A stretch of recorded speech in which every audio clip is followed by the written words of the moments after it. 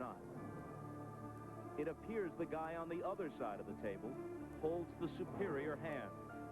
Home court advantage. The best player. The favored team. But if the Knicks hold an ace, perhaps it is Riley himself. It is unlikely these Knicks will ever be as revered as their predecessors, but it is also unlikely anyone else could have brought them to this point.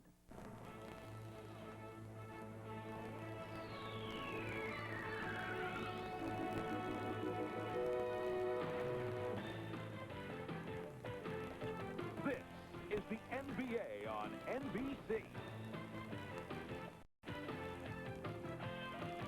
The 1994 NBA Finals. Tonight, Game 5 between the Houston Rockets and the New York Knicks. It's down to a best 2 out of 3 now, and before midnight tonight, somebody will move to the verge of a championship. Bob Costas back at Madison Square Garden, resuming our coverage. You know, you have to admire the heart and determination displayed by these teams as they played to a standoff through 4 games. But you also have to hope that before the series is over, somebody rises up and elevates these NBA Finals. Maybe tonight will be the night, as it was in Game 5 of the Knicks-Pacers series when Reggie Miller electrified the Garden.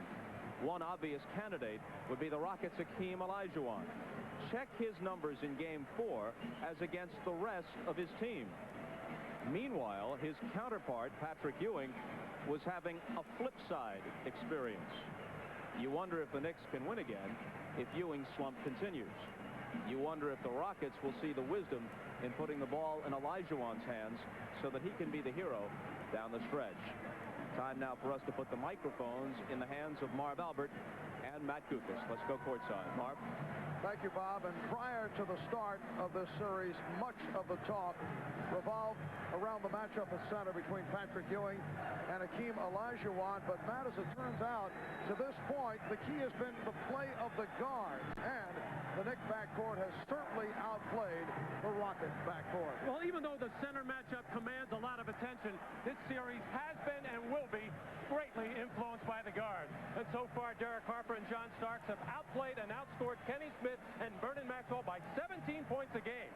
And while Sam Cassell has been getting quality minutes and chipping in with 10 a game, his defense has been highly suspect. And Marv, the bottom line for the Rocket guards is they have to do a much better job on Derek Harper, and they have to start attacking the basket. As for that marquee matchup at center, it has been a case of too many shots taken by Patrick Ewing the last 2 games. 17 of 57, just under 30% shooting. But in the case of Hakeem Olajuwon, appears to be emerging coming off that 14 for 20, 32-point performance on Wednesday night. Well, the Knicks have to feel fortunate to be even in this series with Patrick Ewing missing 20 shots for the 2nd straight game. He needs to balance his outside game with more inside moves like this, but Patrick's defense, shot blocking, and rebounding are big reasons why the Knicks are feeling good about themselves. The Rockets, on the other hand, have to be a little frustrated at 2-2 because Hakeem Olajuwon started to show his MVP form in Game 4 with his patented dreamlike move. But for the Rockets to take a stranglehold lead in this series, Hakeem Olajuwon is going to have to get a lot more help from his teammates. Well, this crowd, as you can hear, sounds ready. Coming up is Game 5 of the best of 7 between the New York Knicks and the Houston Rockets.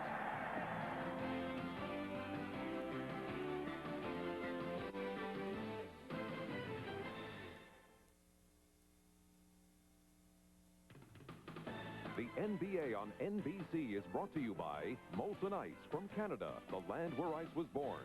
By Speed Stick Deodorant and Speed Stick Antiperspirant, the #1 for movers and shakers. And by the all-new Ford Mustang. It is what it was, and more. On a hot and humid 92-degree day here in New York City, we welcome you back to Madison Square Garden. Set for the introduction of the starting lineups. Let's go to Mike Walszewski on the public address.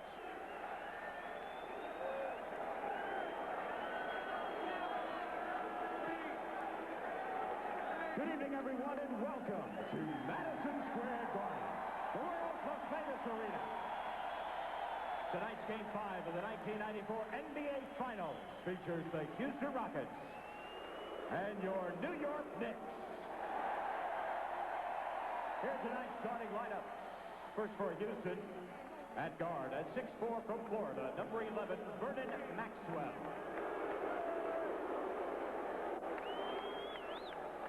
At guard, at 6'3" from North Carolina, number 30, Kenny Smith.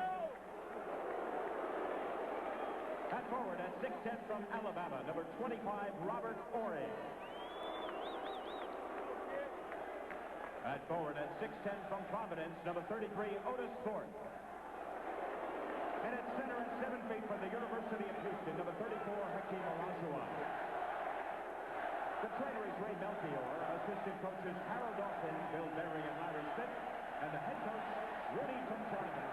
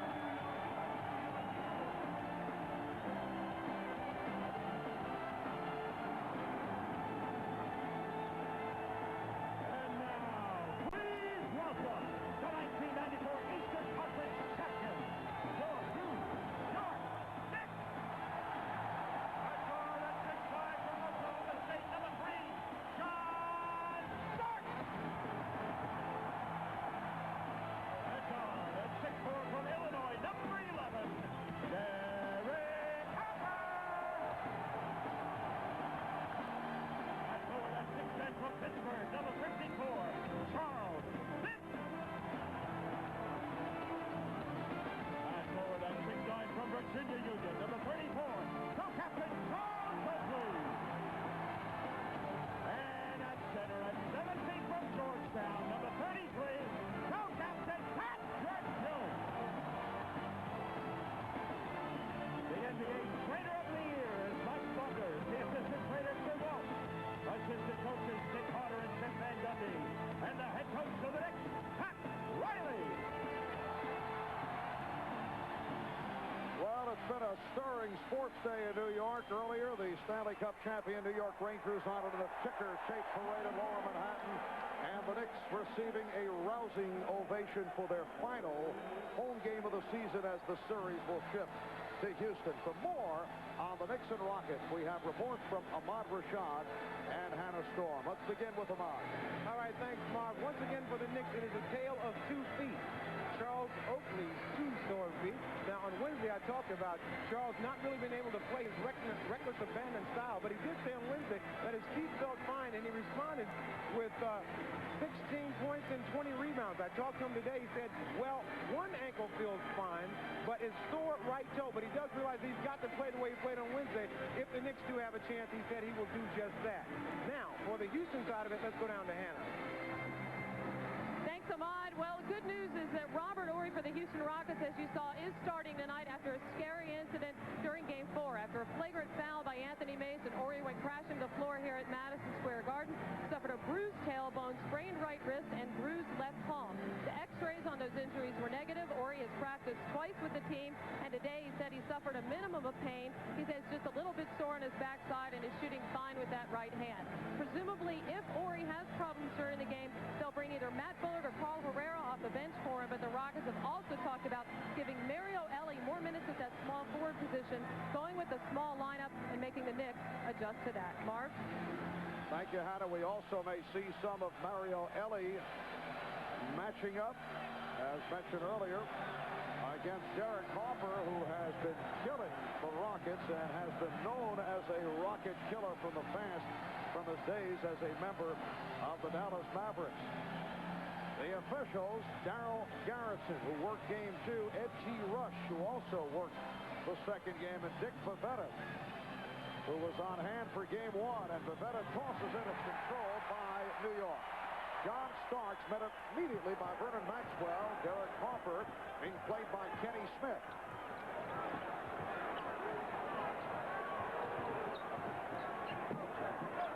Smith all over Harper here at the start. Harper fires and hits. Much more aggressive, however, defensively by the Houston Rockets, getting all over people, but a nice step-back move by Derek Harper to free himself from the pressure of Kenny Smith. And at the other end, it's Harper playing Smith. Horry played by Charles Smith. Here's Hakeem Olajuwon, who was tackled by Charles Oakley.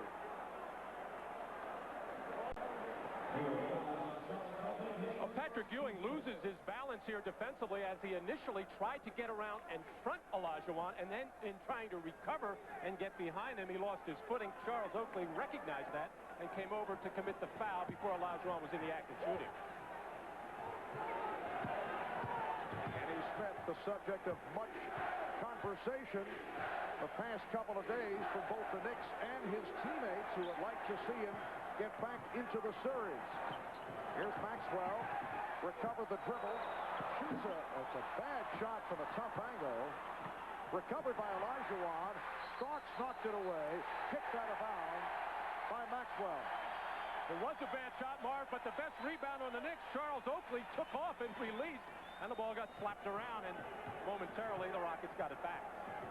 Remember, in game number 4, the Knicks got off to that 17-2 start. They were intent on opening up with the good spurt. Otis Thorpe called for the foul. Otis Thorpe matched up with Charles Smith, trying to keep contact on the baseline. Kind of a foolish foul by Otis Thorpe, who tends to get in foul trouble anyway. Charles Smith, you'd like to just see him go away from the basket and shoot a jump shot. Charles Smith coming up short, and it's rebounded by Robert Horry. Vernon Maxwell gets it down. And the call away from the ball, it's against Smith. Right away in transition, the Rockets going to their first big man down, posting up. This time it was Otis Thorpe. And with Charles Smith trying to front him and body him, referee Eddie Rush wanting to clean the post play up very quickly. Just underway, minute and a half gone by. Knicks 2 and the Rockets nothing. Horry off the spin. Shot deflected short by Ewing. Off the steal, Ewing gets it back. And then is fouled. No, they call it the other way. It's on Ewing. Ewing called for the offensive foul, pushing out with the left hand. Patrick trying to clear himself out of the backcourt and get a handle on the basketball. After this miss by Olajuwon, gets all tangled up with Maxwell and pushes off clearly with the left arm. A cheap foul by Patrick Ewing.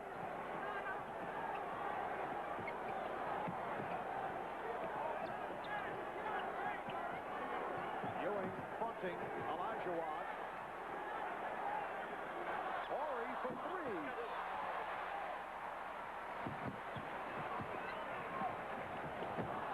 Smith taking advantage of the overplay, sets up Ewing. And Patrick Ewing misses on his first attempt. Here's Starks. Rebounded by Olajuwon. Maxwell on the open floor. Starks back. Oakley for Harper. Charles Oakley had 20 rebounds the other night. Harper with a beautiful ball fake. What a move by Derek Harper. The Rockets back in a hurry. Smith for 3. And that has to feel very good for Kenny Smith. Bad pass. And it comes back to the Rockets. Well, Derek Harper in the open floor, going to look off the defense here with the ball fake as well, as he totally had Kenny Smith going the other way. But the Rockets coming right back at New York, as Houston has made no secret about it. They want to get out and run. They do not want to play that slow, plodding, walk the ball up the floor type of game, which the New York Knicks flourish in. Here's Thorpe. So the Rockets have taken a 5-4 lead. 3 minutes gone by.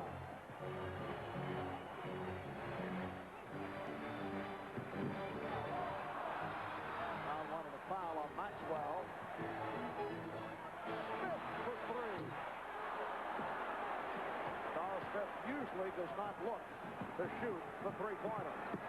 Olajuwon went down. Thorpe went to the fadeaway.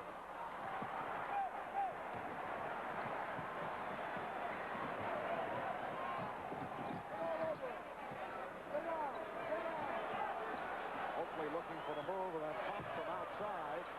Olajuwon pulls it down. Not really a good shot by Charles Oakley. First time he really got his hands on the ball. He just waited for everybody to clear out of there just to put up a jump shot. He's been releasing from the defensive end, trying to get out and get him maybe an easy basket. Well, the Rockets swinging it. Oh, nice play. Olajuwon getting inside. Pretty pass from Ori. Rockets 7, Knicks 4. Well, the ball just moved so quickly. No way the rotating New York defense could catch up, and eventually the easy lay-in for Olajuwon.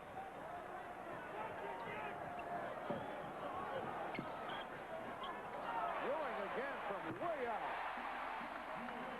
Rockets lead 7-6.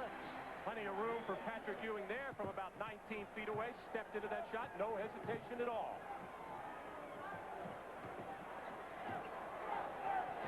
Smith on the steal. John Starks got the step. John Starks, like Derek Harper, has played very well. 20 points for Starks in game 4, 11 in the fourth quarter, including 2 late three-pointers. The Knicks lead 8-7. 5 minutes gone by. Olajuwon. Ewing with the rebound. Hopper off the fake. Sets up Oakley. Yes. The Knicks lead 10-7. And a much better shot there by Charles Oakley on the penetration on the semi-break by Harper, and the little kick out on that last pick and roll for the Rockets on the penetration by the guard and the kick out for the jump shot for Olajuwon. That's what he wants more. He wants more of that kind of pass so he can either shoot it or drive it.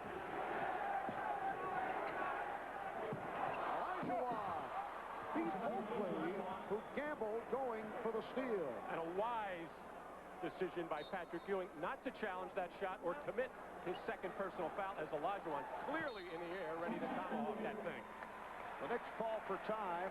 6 minutes, 22 seconds remaining in this first quarter, and the Knicks lead by 1. Oakley getting caught on the top side, the good pass, and the powerful finish by Hakeem Olajuwon.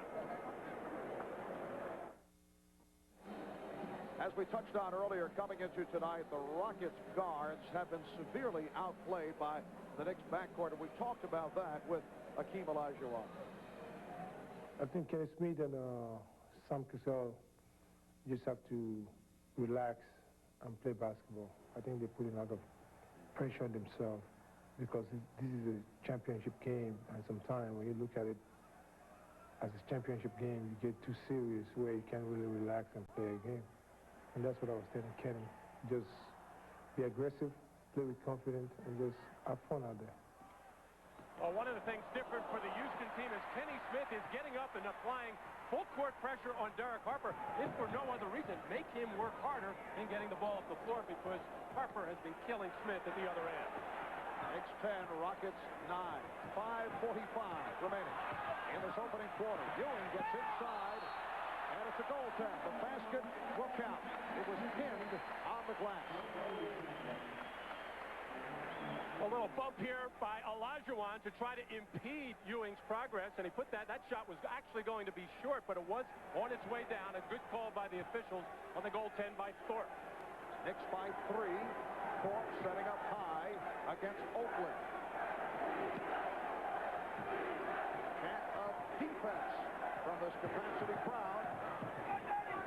Shot clock at 2. It's down to 1. Ori has to fling it. It hits. Three-pointer. Robert Ori, who is looking just fine after bruising his back and both wrists injured in the fall, hit by Anthony Mason on that hard foul. Strong move by Carl Smith. And the Knicks now lead 14-12. Well, the Rockets had started out defensively with Thorpe guarding Smith, which is a little bit of a change-up. He had been guarding Oakley earlier in the series, and that time Charles Smith, with a power move in the lane, just went right by Otis Thorpe. Maxwell. Ewing stepped aside, did not want to pick up the foul, and Vernon Maxwell has tied the game at 14.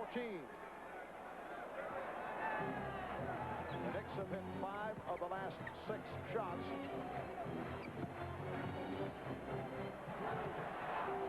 Ewing. That shot altered by Olajuwon. And we have not seen much of that shot in this series. Patrick likes it. He got pushed out a little bit further than he'd like to be. Oh, what a move by Olajuwon, but he lost the grip. Beautiful pass for Starks. What a delivery. An incredible pass right down the middle of the floor. Hit the floor perfectly and right into the hands of Starks. Smith came up short on that three-point attempt. Knicks lead by 2. Oakley. This is the best basketball we've seen all series from the offensive point of view at both ends of the floor. Well, because it's wide open basketball. Both teams looking to run early. Marv, I have a feeling it'll slow down somewhere down the road, but it's fun to watch right now. Knicks by 4. Pass intended for Thorpe. That's the 4th turnover for Akeem in this first quarter. Well, he had plenty of room to make that pass as Ewing was not pressuring, but just a terrific defensive job by Oakley to body out Otis Thorpe and force the turnover. Starks. The Knicks by 6, and the Rockets call for time.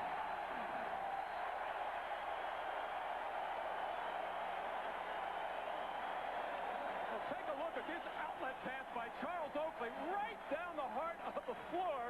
Hits the floor perfectly, and John Starks catches in stride for the breakaway layup.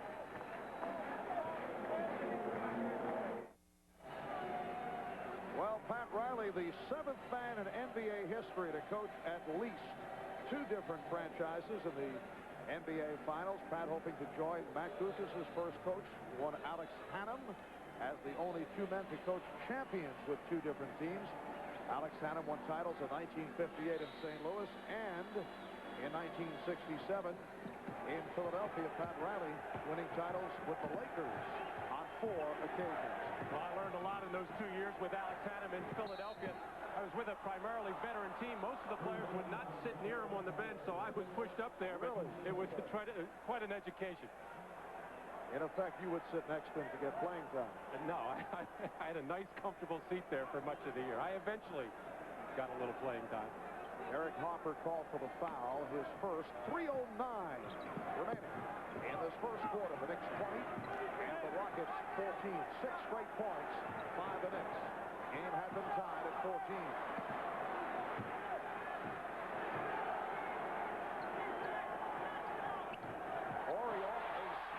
Pass broken up by Charles Smith. Starks for 3.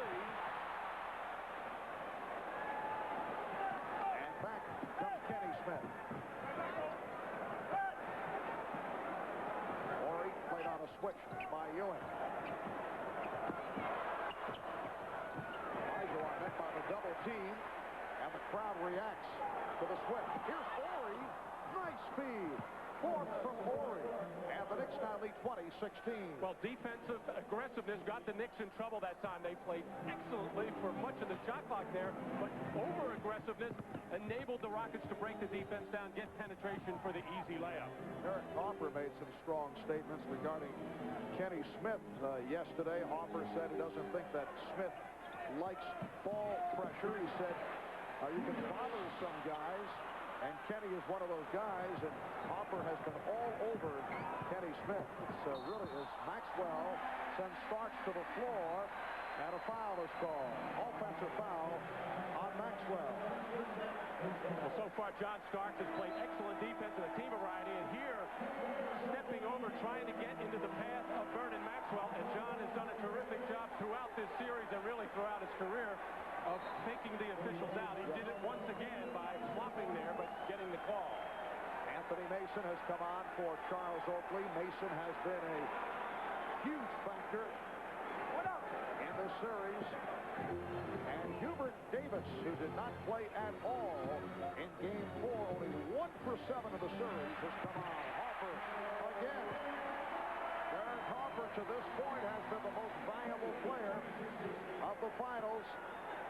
He has put together 3 terrific games, something he did not do at all during the regular season, putting 3 straight back-to-back since coming over from Dallas. Akeem Olajuwon with his 3rd field goal. He has 6 points, and the Knicks are up by 4. We come up on 1 minute left in the first quarter. Marv Albert, Matt Dukas, Ahmad Rashad, Anna Storm, Bob Costas from Madison Square Garden. Mason with the save. Just to keep it in bounds. Shot clock down to 6. Here's Harper on a crossover. Fourth with the rebound. Takes it down. Too deep for Kenny Smith. And the ball goes back to the Knicks. Where were you and I headed when Mason started coming to midcourt? I was on 7th Avenue. I was on your heels. I didn't know you were that quick. Yes, Anthony getting too close. I have seen too many collisions here at center court close up, particularly with Mason and Oakley involved. Kenny Smith sitting down, hit a 3-pointer, 1 for 2 from the field. Carl Herrera, Sam Cassell have checked in. Good play by Ori to knock it away. Here's Cassell feeding Herrera. The basket will count and the foul. Well, Charles Smith not protecting the basketball as Robert Ori reaches in and starts yet another fast break for the Houston Rockets. That's their 5th point on the break, as they have made a concerted effort, the Rockets that is, to run as much as possible. They should run. They are very quick. They have a good defensive rebounding team, but they are not committed to it, and they don't do it all the time. And really, throughout this series, they've kind of been sucked in by the Knicks to play that slow-down type of game. And that was the first free throw of the game. Hubert Davis called for the foul. Half-minute left in this first quarter. The Knicks 22, Rockets 21. Harper now guarded by Cassell. Off the spin, he almost lost him. Ewing. Rockets wanted a traveling violation. Ball knocked out of bounds. Last touch by the Rockets. Rockets going to their little trap after the free throw. That's the 2nd time they've used it in the game, and it takes the Knicks out of what they want to do, breaks up their timing, and disrupts a little bit, but Ewing almost got a good shot on that play. Shot clock at 5. Mason for Ewing. Davis gets inside. 5 seconds to go in the quarter. Herrera off the intercept. Cassell checking the clock. After 1, the Knicks 22 and the Rockets 21. Good start for that man. Derek Harper, 3 out of 5, 6 points, 3 assists. We'll be back at the Garden in a moment.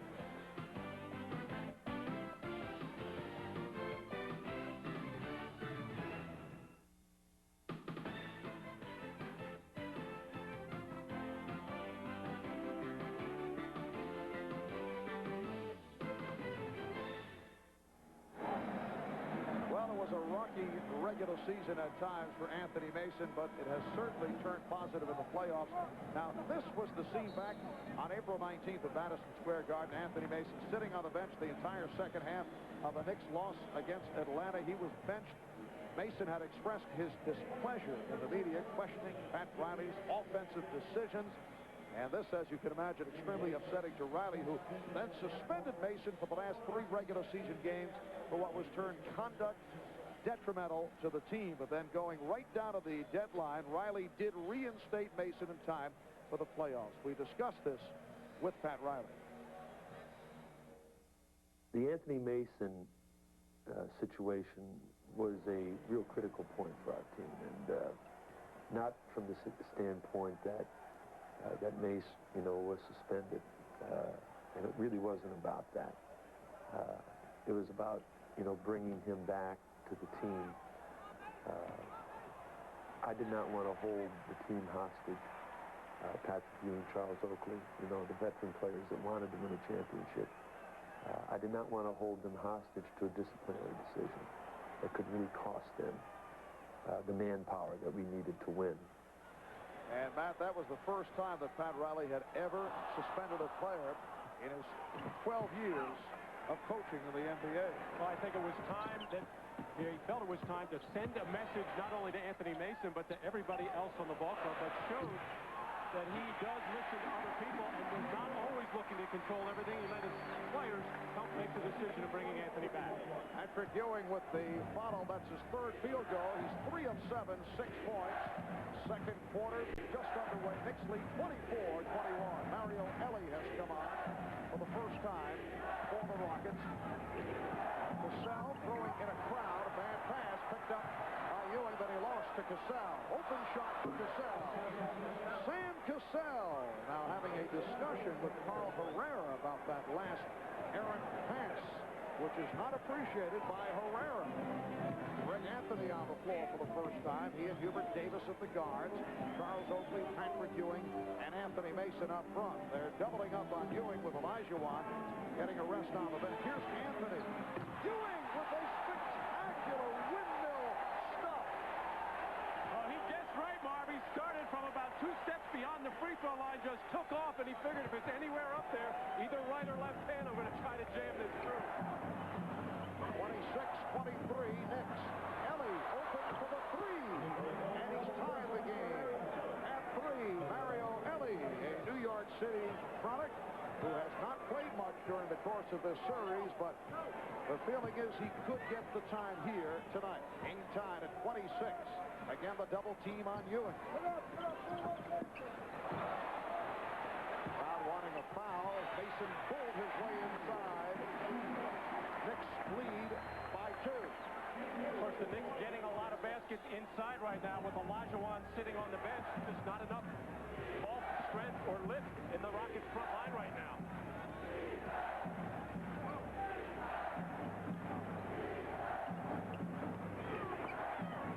Cassell for Herrera. And a great shot by Carl Herrera over Patrick Ewing. He's tied the game at 28.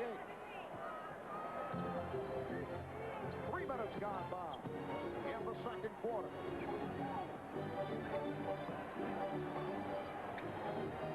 Ewing. Come on, down!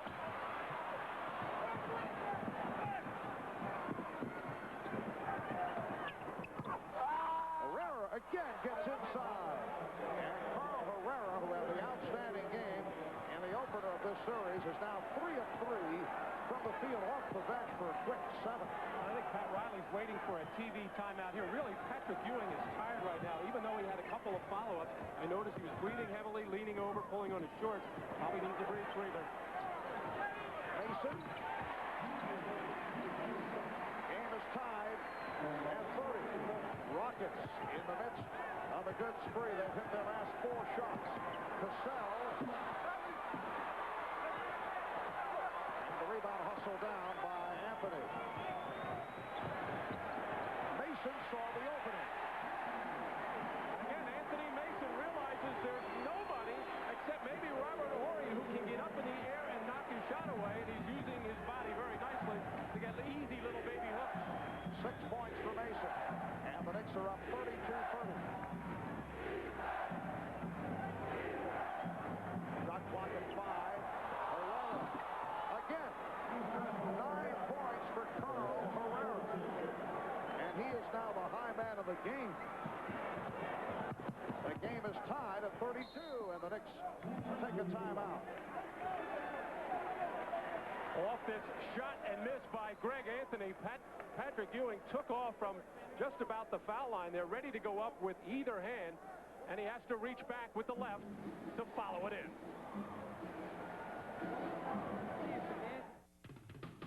The NBA on NBC is brought to you by Pepsi, who reminds you to be young, have fun, drink Pepsi. By Goodyear, #1 in tires. And by Mazda. Mazda, it just feels right. Back at Madison Square Garden, Carl Herrera has entered this game with a first 9 points in 4.5 minutes. Carl Herrera, the first Venezuelan to play in the NBA. He had been a star on the Venezuelan national team. They do get these games on television in his home country, Venezuela. We asked Carl, has he heard from friends and family in Venezuela? I had a couple of calls from my families and from my friends, and I guess after, if we win this NBA title, they're going to be a real big party over there, same as Houston. I mean, everybody's going to be in the streets. You know, they're going to have a lot of fun. Well, Carl gave the Rockets a big lift in Game 1, making 5 out of 6 field goals, but really has been very quiet ever since. Did not get much playing time in Game 2, just the way things fell in that second and fourth quarter for the Houston Rockets, making a big impact here tonight. Sam Cassell called for the foul. Chris Gent has checked in for the first time, replacing Robert Horry. Gent, a 6'7" rookie out of Ohio State, a late addition to the Rocket squad during the regular season. A wild shot by Oakley, and he got the roll to give the Knicks a 34-32 lead. Well, he was hollering out mismatch. I got one inside. He wanted to take the ball in there. It's not normally a good situation for Charles Oakley, but he felt he could score on Chris Gent inside. Gent with the ball, guarded now by Charles Smith. Hakeem Olajuwon back on the floor. Gent has the touch from deep. Came up short on that three-pointer. Back comes Mason. Mason saw the opening, called for the charge. Offensive foul. A little hesitation move by Anthony Mason on the break, but Chris Gent can do this, step in and take charges. He is known for that, not only in the CBA, but back in his days at Ohio State. He'll give up his body as he took the hard hit from Anthony Mason. 6:39 remaining in this first half. Knicks by 2.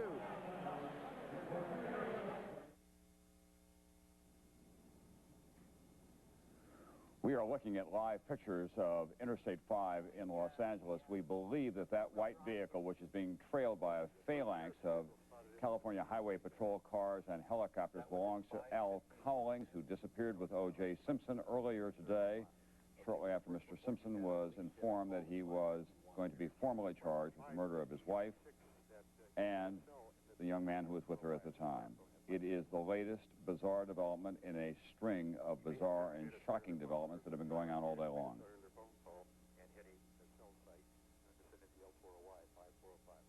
Again, you're in contact with whoever is in the car at this point. You're really not sure. Not personally. Our dispatch had a 911 call from the vehicle a few ago. I don't know what the substance of that conversation was. And we really don't know how many people are in there, do we? Well, the sheriff's deputy in the vehicle... What we're hearing here is a man from the California Highway Patrol by the name of Pete Gustafson, who's describing to KNBC anchors Paul Moyer and Colleen Williams what they've learned. And what they've been doing is trailing this car for some time because they received a cell phone call on 911. So the contact was made directly from the Ford Bronco here to emergency services, right? I'm sorry. I'm trying to listen to 3 other radios. Can you say that again? I said, this is the first we've heard. There's been a 911 call from this vehicle? Yes. Can you tell us what the radios are saying? Is it anything pertaining to this particular situation? No, but if I can put you on hold, I could probably get some more info. Why don't you go ahead, and we'll get back to you as soon as you're ready, all right, Okay. Pete? Thanks. Again, to bring you up to date, we believe that that car belongs to Al Cowlings, who is a lifetime friend of O.J. Simpson and disappeared with him today from a home in the San Fernando Valley as police were closing in to make an arrest of the well-known personality shortly after he had been formally charged with 2 counts of murder. Again, we assume we're still on the There has been no positive identification, however, of O.J. Simpson in that truck or of Al Cowlings. However, the truck is not pulling over. The chase has been going on for some time, as you can see, at moderate speeds. An APB has been put out for O.J. He's been missing since about 11. Earlier today, we heard a letter from O.J. Simpson written to the general public in which he said, "I can't go on," and his lawyer described it as a suicide note. We'll bring you up to date on this situation if a resolution is reached with all the continuing developments. Now let's go back to Marv Albert in the playoff game. Marv. Thank you, Tom. 5:57 remaining in this first half. Mario Ellie on the line with a foul by Charles Smith. And the Knicks now lead by 1. Derek Hoffer, John Starks in the backcourt. Herrera on the steal. Finds Ellie, returns to Herrera. Rebound Olajuwon. Rebound Ellie. Ellie missed time to tip. And the Knicks got a break. On a the Knicks standing around on their defensive board. The Rockets very active and busy, but unable to knock the ball down. The Rockets have been going to this little trap. They're going to try it again here. They take the Knicks out of their offense with it and just force the turnover on the play before. Correction on the score. It is now tied at 34. And Darryl Garrison making the call against the Rockets. Chris Gent call for his first. A call not appreciated by Rockets coach Rudy Tomjanovich. He wanted to cover his eyes on it, trying to figure out how Darryl Garrison, who was on the other side of the floor, the same side as Rudy Tomjanovich and the Rocket bench, how he could see that little tick on the elbow of Anthony Mason by Chris Gent. The Knicks at the line for the first time as Mason came up short. Here's Patrick Ewing returning, replacing Charles Smith. The Knicks have had difficulty getting to the foul line this series. They finally made their presence felt at the line in the fourth quarter in game number 4 here on Wednesday. Now Gent sitting down. Horry is back. Cassell and Elliott in the backcourt. Olajuwon, Horry, fourth up front. Here's pressure by Hopper against Cassell. Eric Hopper with those long arms looking for the steal.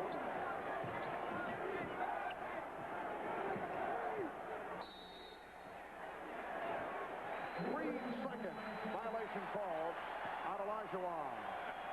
And Keene goes over to Sam Cassell to let him know about moving the basketball so he doesn't get caught in the lane, as Patrick Ewing fronting and just actually Olajuwon in a good position, but he was in the lane too long.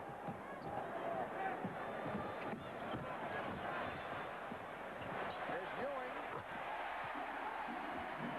Well, Patrick Ewing has had the touch thus far tonight. 5 of 10.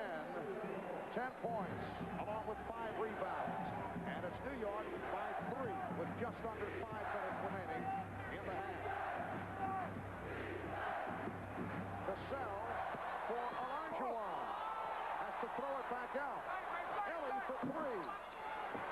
And Mason handles the rebound. The Knicks have hit their last 4 shots.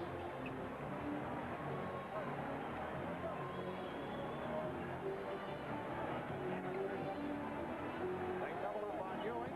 Finds the open man. Anthony Mason buries the jump shot. Good reaction by Ewing on the double team. Well, throughout the whole series, every time the Rockets double down on Patrick Ewing, they're always going to leave somebody open. In the early part of the season, it was Oakley. Now it's been Mason and whoever is at the top of the key. Ewing with that block on 4th, and then he lost it. Here comes Starks. Starks for Hopper. The basket counts, and the foul. It's a goal tag.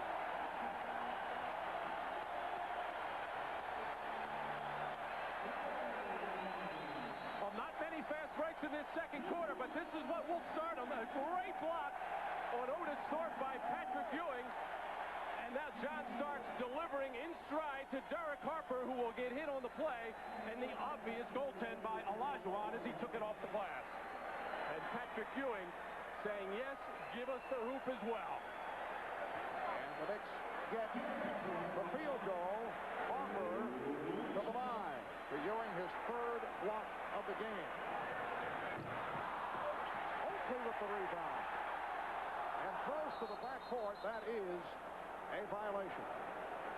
And Charles Oakley just trying to gather himself and get the basketball, and felt like he was going to turn it over or walk with the ball, and saw the white shirt and just flipped it there. And as he flipped it, he realized that Patrick Ewing was in the backcourt. As Patrick keeps away from Sam Cassell. Sheepish reaction by Ewing trying to protect the ball. He knew it was a violation. 7-0 run by the Knicks. This game had been tied at 34. Rockets have missed their last 8 shots. 3.5 to go. First half. Cassell for 4. Oh, Olajuwon ramps it home. Goodness. He almost had one of those about 2 minutes ago. This time he made sure with the right hand, somehow or other, took it off his left ear and turned it over and through the hoop. Unbelievable athletic play by Olajuwon. The Knicks 41, Rockets 36. Ewing sets the pick on Cassell. Harper for three. Horry with the rebound. And back comes Maxwell. Maxwell and Cassell now in the backcourt. Maxwell has not been able to break out of the series. He has been off the mark.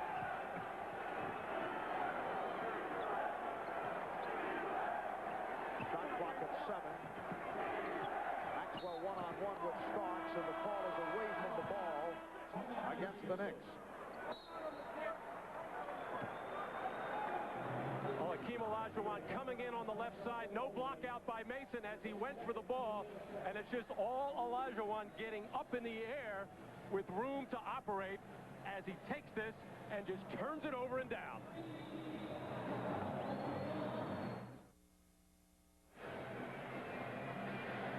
Back at Madison Square Garden, Knicks 41 and the Rockets 36. The 1984 draft supplying two key members of the Houston Rockets, Hakeem Olajuwon and Otis Thorpe. A fellow by the name of Jordan was taken third by the Bulls. Sam Bowie second by Portland. Arguably one of the great drafts in the history of the NBA. 1960 produced Oscar Robertson and Jerry West. 1970, Bob Lanier, Rudy Tomjanovich, and Dave Cowens. But 1984, certainly right there. 2.5 remaining in this first half. Knicks by 5. Starks. Mason on the offensive boards. Rebound, Ewing. Patrick Ewing easily having his best performance of the NBA Finals. Now that's the second follow-up by Patrick Ewing, and we've seen one by Olajuwon as both centers really timing their takeoffs to finish off on some of these offensive rebounds. And a lot of it is because nobody is putting a body here with Olajuwon in the air as Mason splits the defenders, gives a free run to Patrick Ewing to the glass. And Ewing called for that foul, his second. Ewing 6 rebounds, 3 on the offensive board. Just under 2 minutes to go, first half.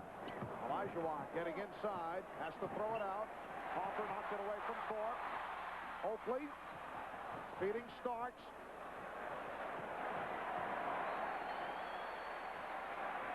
With 1:40 to go in this first half, we will send it to NBC News.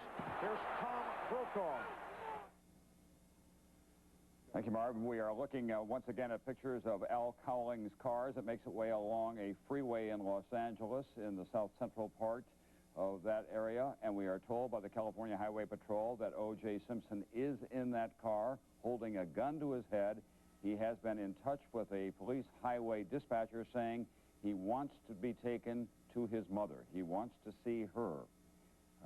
But we don't know what the resolution of all of this will be. There are 9 black and whites, most of them from the Los Angeles County Sheriff's Department, and at least 1 police helicopter following at this time. Al Cowlings, we're told, is driving. O.J. Simpson is in the back seat with a gun at his head. They fled earlier today when Simpson realized he was about to be arrested for the murder of his ex-wife and the young man who was with them at the time. So now this situation has taken an even more bizarre step as we watch on live television O.J. Simpson negotiating with a police dispatcher, being followed down a closed freeway by 9 sheriff's deputies and most of the Los Angeles news media. Back to you, Marv. All right, Tom, it is obviously...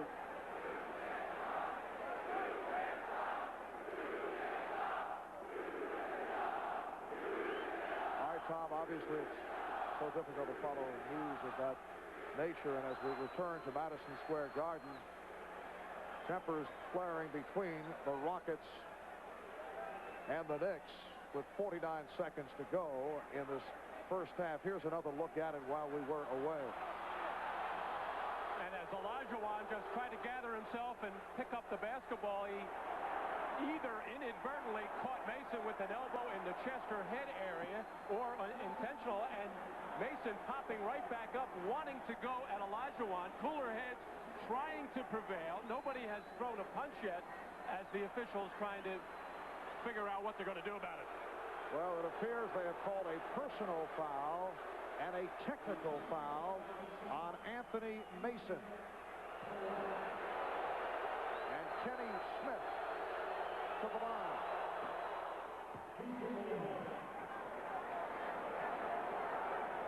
Here's Olajuwon, not able to get his shot off here, and as he tries to clear himself, catches Anthony Mason in the jaw with that padded left elbow. And Anthony Mason feels this is intentional as he tries to clear himself, but there's not a lot of room to move there. And Olajuwon trying to clear himself, but nevertheless, Anthony Mason didn't want anything to do with that kind of elbow and let Olajuwon know about it.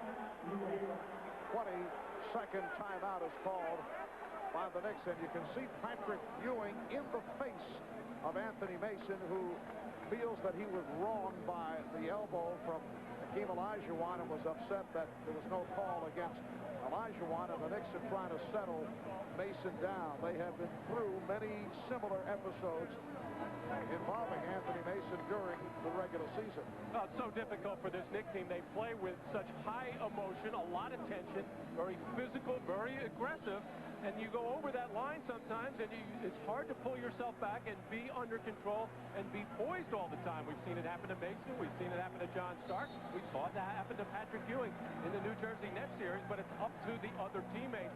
And, of course, the coaching staff and Pat Riley to try to keep people all on the same page. Yes, you want to play with emotion, but you must stay under control. It's the Knicks 45 and the Rockets 37. 49 seconds remaining in the half.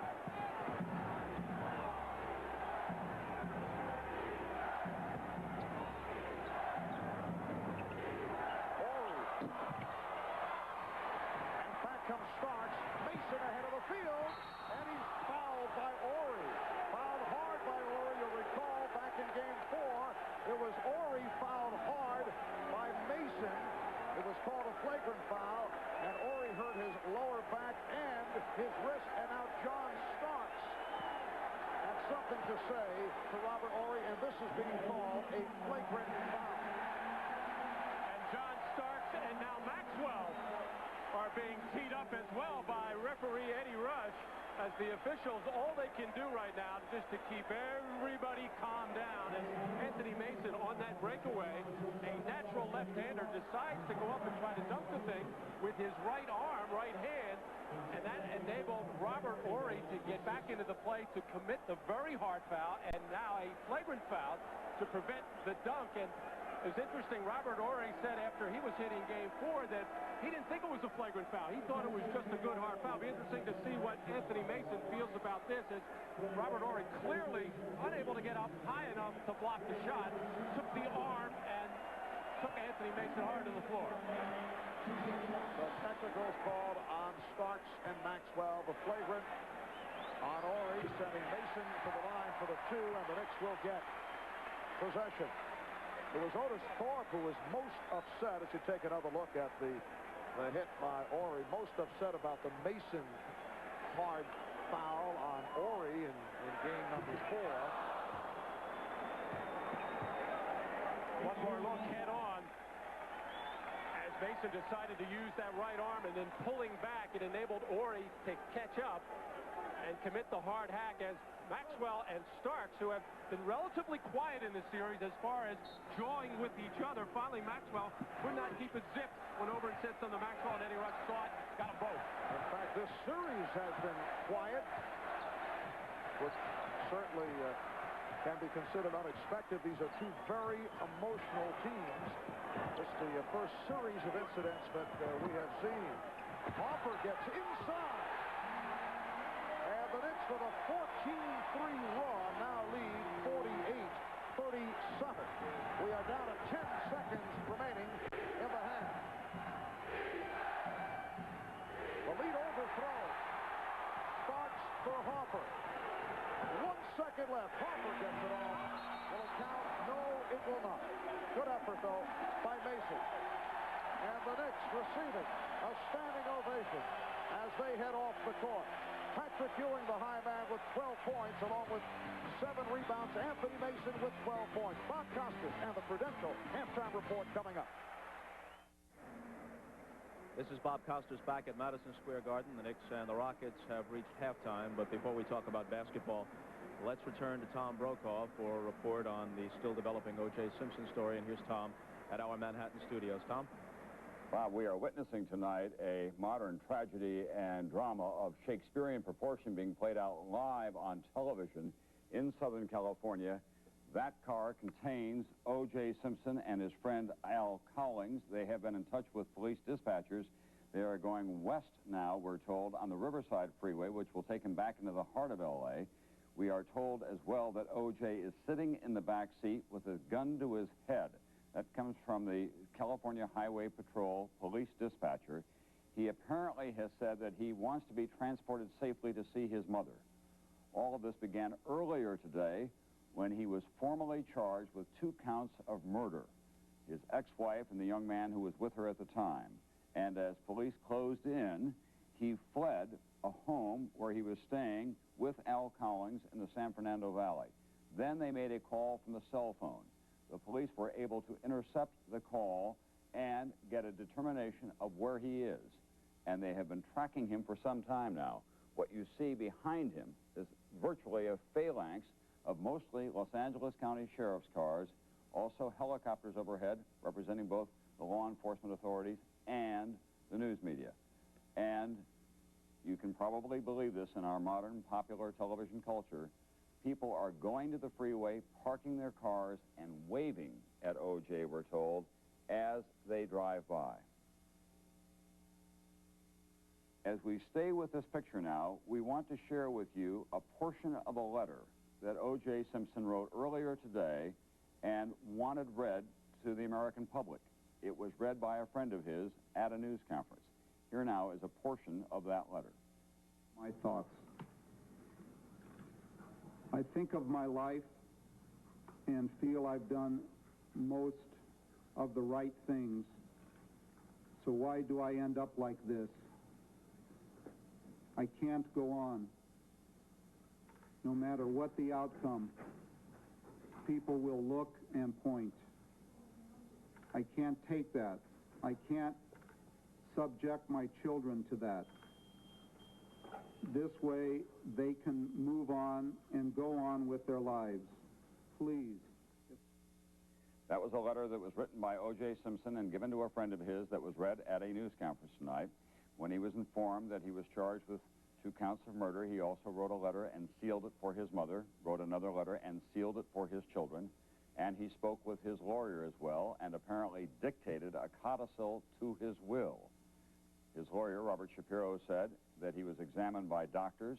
They also had psychologists in place, and when the professional team went upstairs and as the police arrived, O.J. Simpson and Al Cowlings left the home, apparently got into this white Bronco, and they have been cruising Southern California under the most dire circumstances ever since then. We want to share with you as well what was heard by Los Angeles and Southern California police authorities today. This was the All Points Bulletin that came out alerting all law enforcement officers to be on the outlook for this very familiar American figure. Units attention to a suspect wanted for a double 187 in West LA Division. Suspect named Orenthal James Simpson, O.J. Simpson. Suspect may be driving a white or light-colored Ford Bronco. Suspect was last seen wearing a yellow golf shirt, faded blue jeans, and white Reebok tennis shoes. Suspect is possibly armed. Use caution. That was the All Points Bulletin that was issued for O.J. Simpson. They now have him very much in sight, of course. They are tracking him on this freeway. They have closed off all traffic in these lanes. I believe that there's a truck just in advance of him. NBC's George Lewis in Burbank tells me now that O.J.'s mother is at his estate in Brentwood. He left there yesterday and was saying you can see the people gathered in the overpasses watching this drama play out, both on the streets and on television. It is something out of Nathaniel West being played live on television involving one of America's most beloved sports figures and folk heroes, now a man accused of 2 of the most brutal murders in recent Los Angeles history. We'll be back with more after this.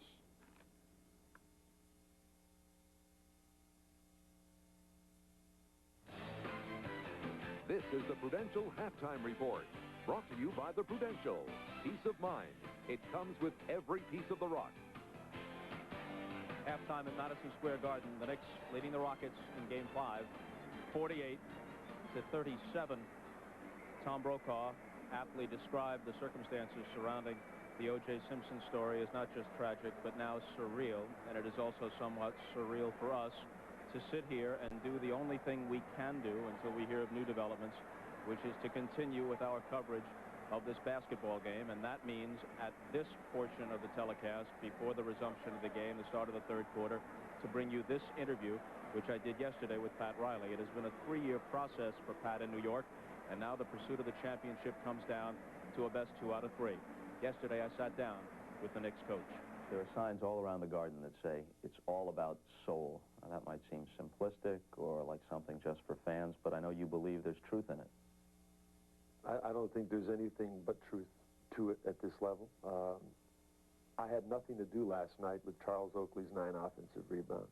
I had nothing to do with him chasing down the biggest loose ball, maybe of our season, that turned into John Stark's 3. I had nothing to do with Derek Harper and John hitting 5 out of 10 or 11 from three-point range, or Patrick Ewing's 15 rebounds. You know, every player that dug deep down inside of them to make those kinds of plays find something within them to get the job done.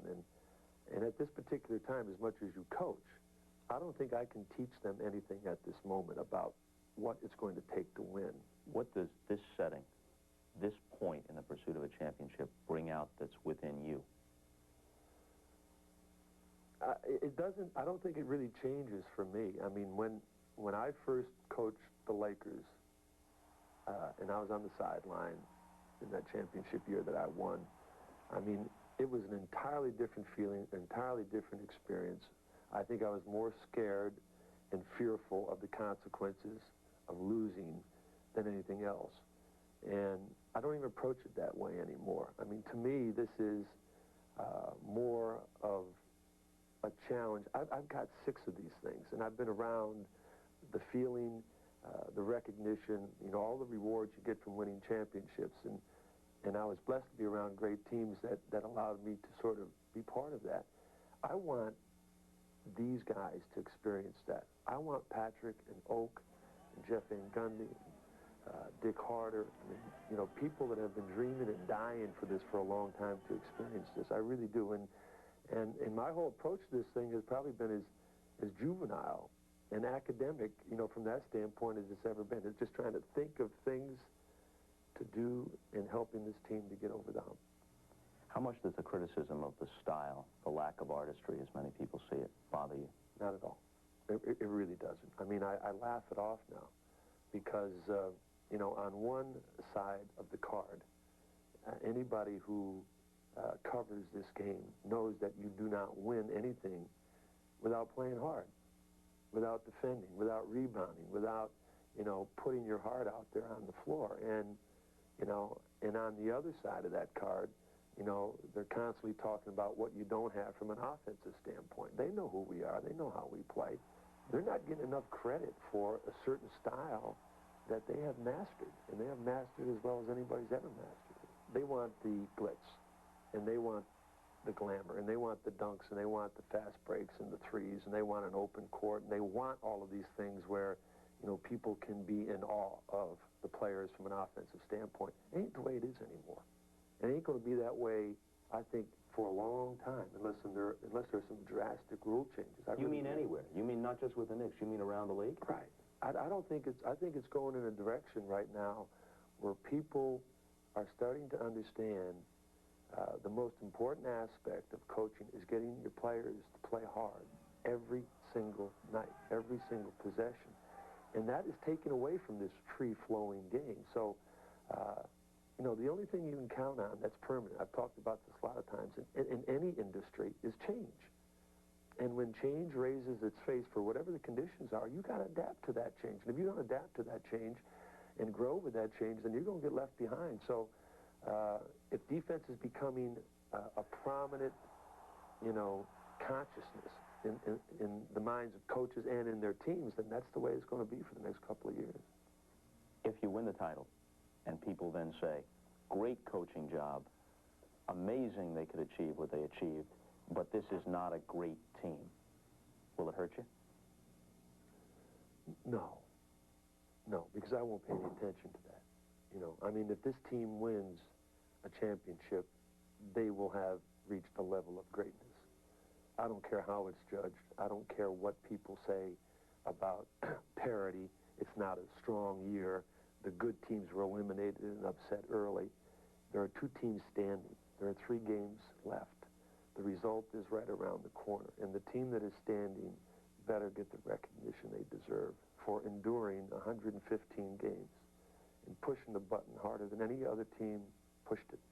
Because those other teams are out, they're out sipping pina coladas somewhere on the beach, you know, and these guys are still in the war. Pat Riley, yesterday, his team closed the first half on a 14-3 run to go up 48-37 in Game 5 as they try to take a 3-2 lead.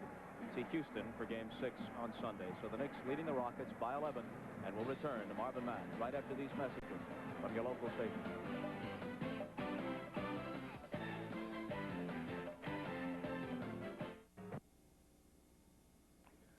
We continue to watch the white Bronco that is driven, we believe, by Al Cowlings, longtime friend of O.J. Simpson. O.J. Simpson is in the car. At one point, he said he had a gun to his head. He's being pursued by California law enforcement officials. There is the possibility, and it is only speculation at this point, that they are heading back toward O.J. Simpson's home in Brentwood, where his mother is believed to be staying. At one point, O.J. Simpson told a police dispatcher he wanted to see his mother. He has also said he could hurt himself. Jim Hill, one of the friends of O.J. Simpson, is on the radio in Los Angeles saying, please, guys, pull over. But this chase has been going on for more than an hour now. O.J. Simpson formally charged with 2 counts of murder in the death of his ex-wife and a young man who was with her at the time, then left the scene, and now we're at this stage of this very bizarre situation. Back after this.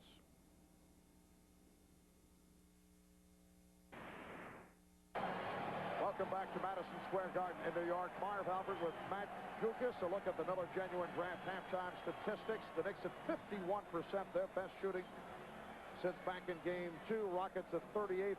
And Patrick Ewing with a very solid first half. 6 for 11. 12 points, 7 rebounds, and 5 blocked shots. The Knicks concluded matters in the first half with a 14-3 run. The game had been tied at 34. Knicks lead by 11. Robert Horry up front with Akeem Olajuwon and Otis Thorpe. Kenny Smith and Vernon Maxwell in the backcourt. Once again, the Knicks backcourt has outplayed the Rocket backcourt. Knocked away by Starks. 4 remaining on the 24. Well, we said in the opening, Marv, that the Rocket guards were either going to have to, not either, they're going to have to both stop Derek Harper, make things tougher for him, and also take the ball to the basket. And right now, the Knicks' pressure on the perimeter has been stifling. And if the Rockets don't get more aggressive against it, try to beat it to the basket or at least to the baseline, they're going to take shots like that. And it's a 24-second violation. Thorpe not able to hit the rim. Pat Riley opening the second half with Derek Harper and John Starks at the guards. Patrick Ewing, Charles Oakley, Charles Smith up front. Another good one for Harper, 5 of 8, 10 points. He hit 5 3-pointers in game number 4. Vernon Maxwell and Kenny Smith continue to have their shooting problems. We're just underway, third quarter. Knicks tonight 0 for 5, though, from downtown. Here's Smith. And rebounded by Horry.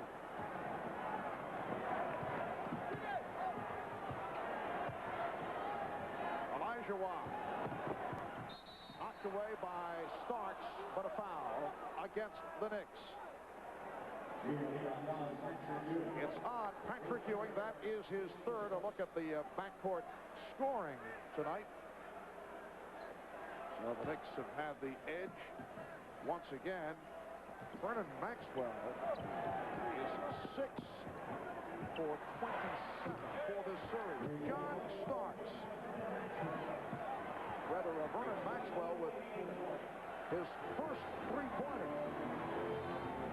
He has 5 points, and the Knicks now lead by 8. Knocked away play by Olajuwon. And this is the way the Rockets started this ball game, being much more aggressive at the defensive end as far as backcourt pressure is concerned. And when you do that, now you can get up on the wings and possibly deny passes and be more aggressive in the post as far as knocking passes away. 3 seconds! 3 seconds!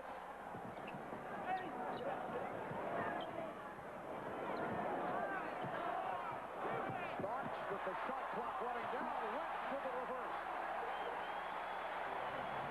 And the Knicks lead by 10. A sudden pick and roll, and John Starks took the rest of it to the basket by taking it to the other side, avoiding getting around Olajuwon, and then avoiding the shot clock by using the rim as a shield. Maxwell. Fourth, able to keep it alive. Here's Maxwell for 3. Ewing batting it aside. Charles Smith taking it to the basket. And he draws the foul.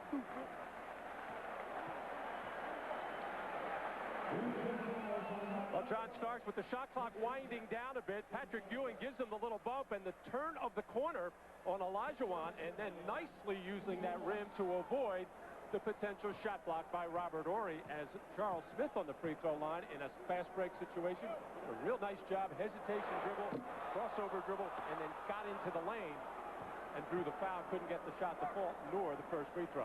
Robert Horry called for that foul, his second. 2 minutes gone by in this third quarter.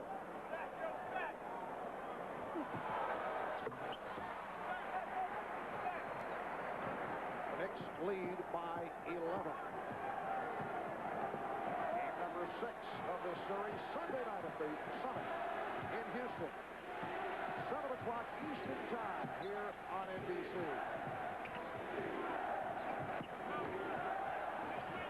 Olajuwon had it knocked away by Smith. Ewing stripped. Good play. Rockets able to get back to break up that fast break attack.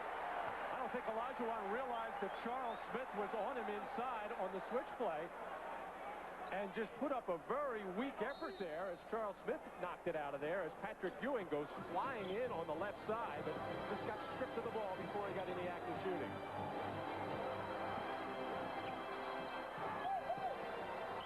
Smith is fouled. Olajuwon went for the block. And for Keem, that is his first foul. And he keeps glaring down Darryl Garrison, the referee here. And a good call by Darryl as Olajuwon blocked that shot cleanly up high, but Darryl on the baseline was able to see the left hand and arm of Keem pulling down the shoulder of Charles Smith. Good vision by Darryl Garrison. And Smith is 1 for 3 at the line. The crowd trying to encourage Charles Smith. The Knicks free throw shooting has been way off. 3 of 8 thus far. Well, we saw this kind of play from Charles in Game 4. He took 15 shots, and many of them were penetration-type shots, getting into the lane and trying to draw contact and finish. He only made 5 of those 15, but he was aggressive taking the ball to the hoop. The Knicks lead is now 12. It's their biggest lead of the game.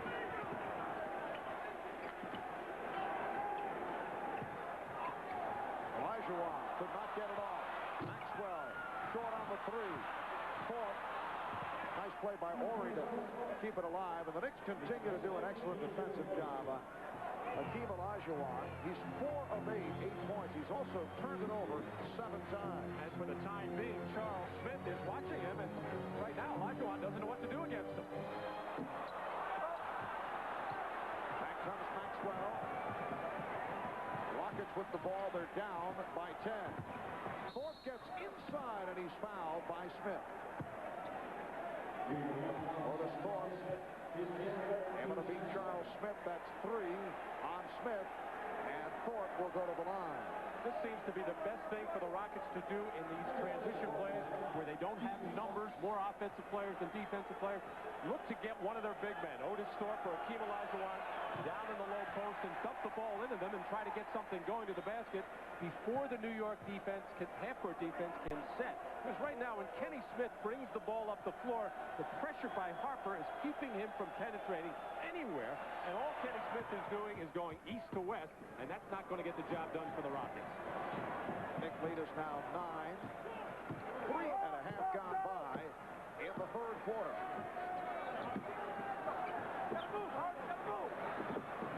Smith went to the left hand. Oakley wide open. So the Knicks have gone cold after the good shooting first half.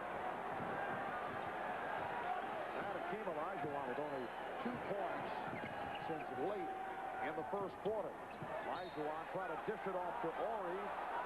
Knocked out of bounds by the Knicks. Once again, with Charles Smith on his back, the Rockets are starting to do more cutting now when they throw the ball into Olajuwon. He does his best job inside offensively when he catches and makes his move quickly. He's hesitating right now. And Olajuwon guarded by Smith. Goes to the jump hook and was way off.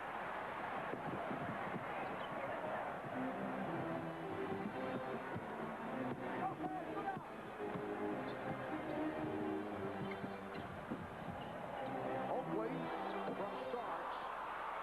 Smith gets to it. Here's Charles Smith, rejected by Hakeem Olajuwon. And Derek Harper looks to regroup. Well, the reason Charles Smith got that offensive rebound was Olajuwon was trying to box out Ewing, and it took him out of position, and that's how Smith came up with the loose one.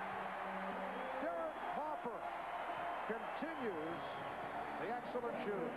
6 of 9 from the field. He has 12 points. The Knicks lead 54-43.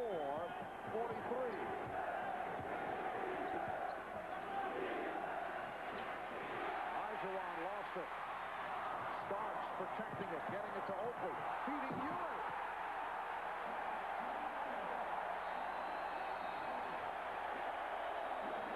And the Rockets take a timeout with 6:49 remaining. Third quarter.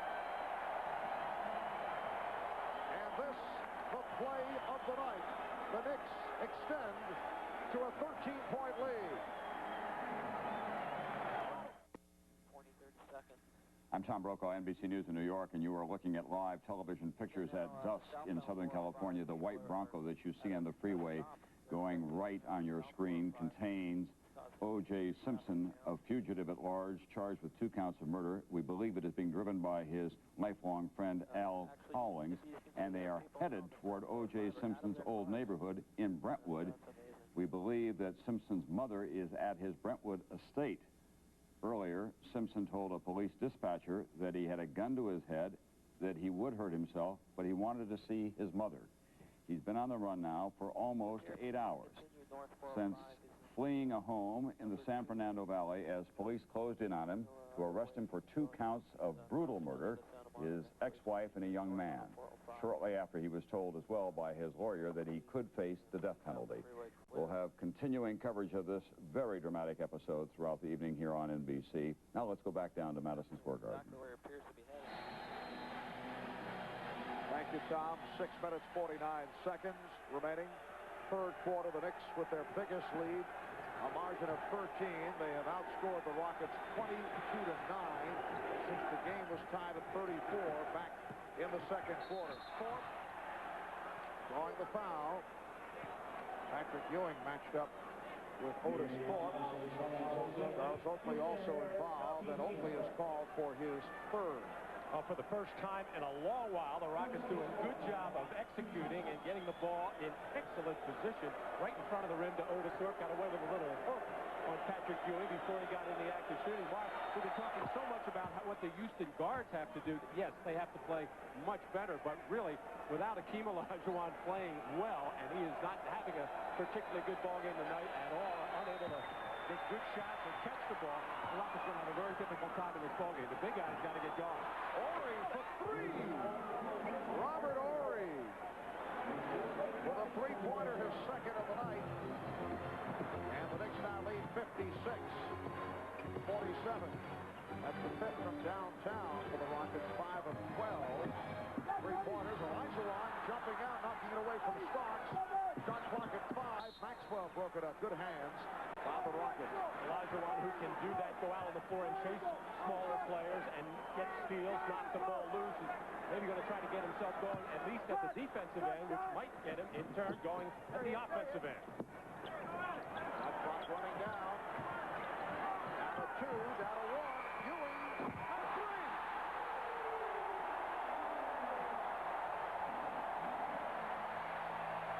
It has all gone right for Patrick Ewing. And for the Knicks, their first three-pointer of the game. Ewing now has 17. The Knicks lead by 12. Morey got the step. Sparks on the recovery. Lost to Olajuwon. And a team able to lay it home. The Knicks lead is now 10. Well, there's those lightning-quick hands of Olajuwon to pick that one up. And on that Ewing three, that shot was challenged by Olajuwon.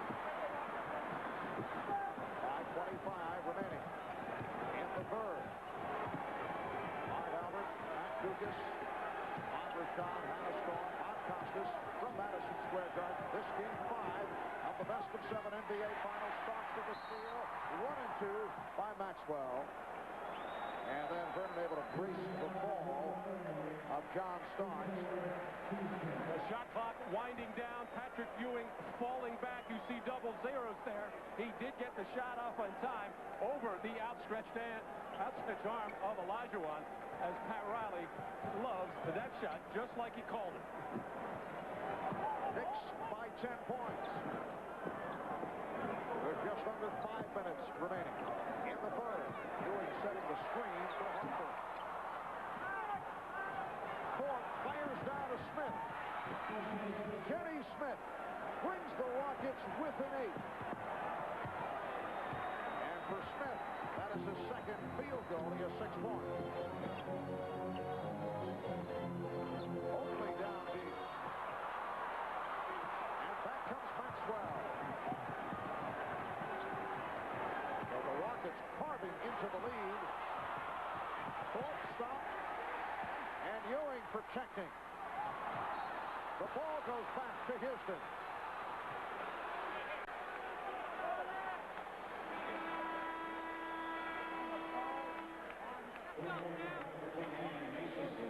Well, Patrick Ewing had been triple teamed trying to get the ball out of there.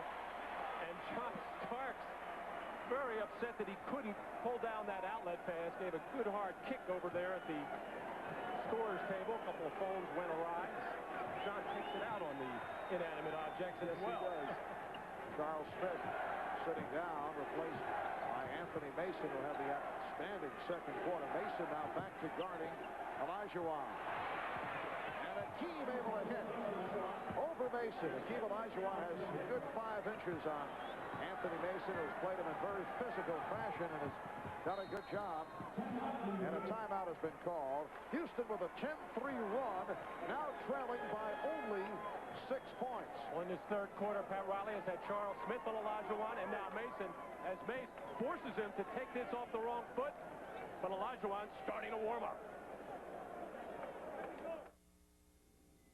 I'm Tom Brokaw in New York. You're looking at a Ford Bronco, and O.J. Simpson is almost back home.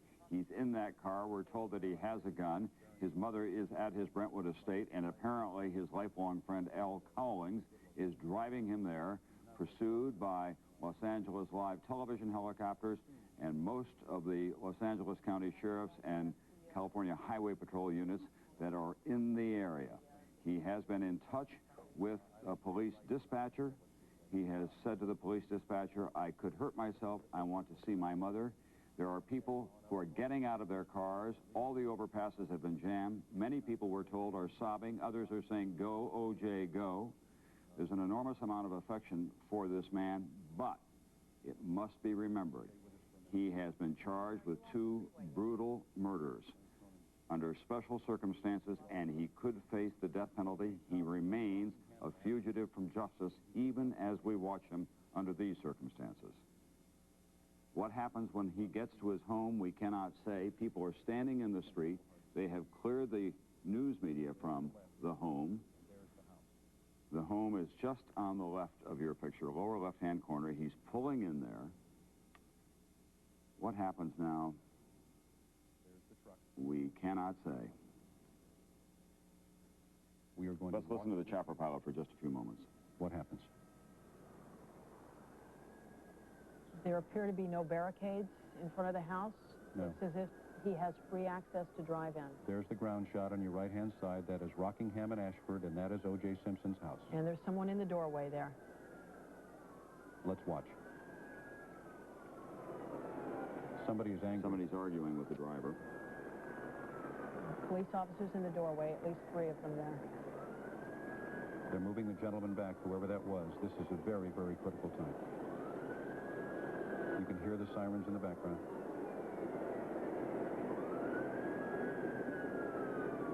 Again, this is a site that should be familiar to a lot of you because this is the home that we've been focusing on for the last 4 days.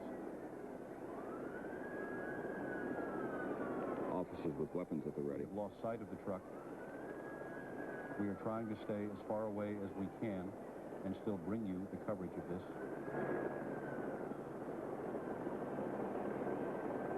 Our ground crews were asked to leave, and they did. And as we saw earlier, police officers in the area were strapping on their bulletproof vests if they weren't wearing them already. I can't tell you if they've gotten out of the truck yet or not. I don't believe they have. I don't believe they have either, Paul. Can the chopper please try to swing back the other way so we can get a view of this? On the ground is NBC's George Lewis. George, what can you see? Police tonight are also looking for Al Colling. He's a close friend. Which can zoom considerable distance. George Lewis, can you hear me? Last man deceased. It's not manned, but I believe... George Lewis, can you hear me, Tom? Yes, what's going on? It's a real bizarre scene here at the O.J. Simpson estate. Don't know who...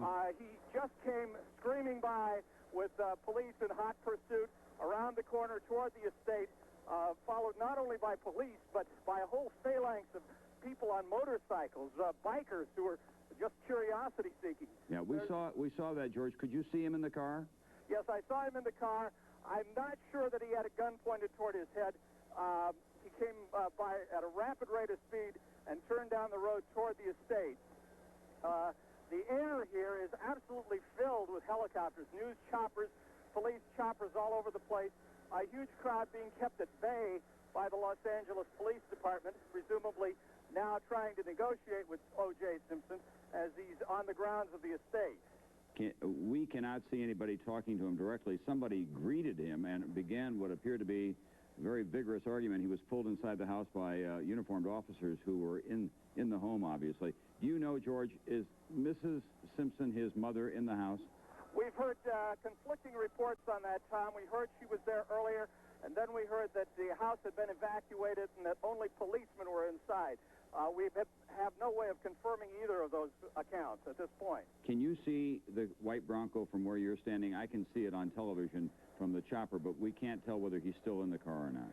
Actually, your vantage point from looking at it on TV is better than mine. Yeah. We're being kept some distance from the estate by the police, and I don't have a direct vantage point right now of the Bronco. I'm walking up the street a little bit, but I still don't have a good line of view. George, I can tell you that I'm watching uniformed officers who are standing in the front doorway, and they do appear to be looking at people in the car, so I don't think that he has exited while our camera was behind a tree.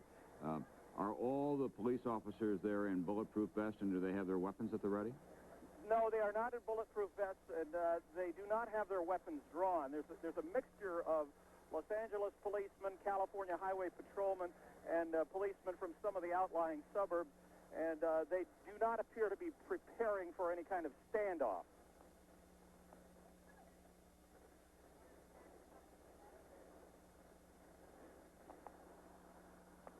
O.J. Simpson left a home in the San Fernando Valley about 8 hours ago now. He was wailing, we were told by his lawyer, as he was in the company of Al Cowlings, as police were arriving to arrest him because he had failed to voluntarily surrender according to the deadline that had been given him.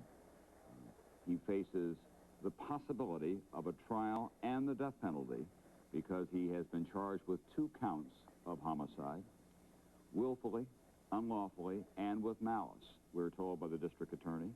He is alleged to have killed his ex-wife and a 25-year-old friend of hers with a knife. This has galvanized the city of Los Angeles, which at this point is emotionally exhausted by what it has been witnessing all week long. O.J. Simpson, a beloved and familiar figure in that city, He first rose to football stardom playing for the University of Southern California, and he returned there to make his home as a well-known sports personality. At the same time, in his marriage to Nicole Simpson, however, there was a very troubled side that came out as he beat her on what appear to be a number of occasions. And her friends have been saying that he was stalking her in recent weeks because he was unable to work out a reconciliation.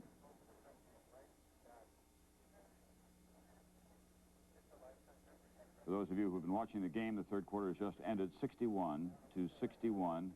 The Knicks and the Rockets at Madison Square Garden before the series moves on to Houston. We'll be getting back to that when we have a resolution of this highly dramatic and compelling scene that we are watching now coming up in Los Angeles at 8 o'clock in the evening.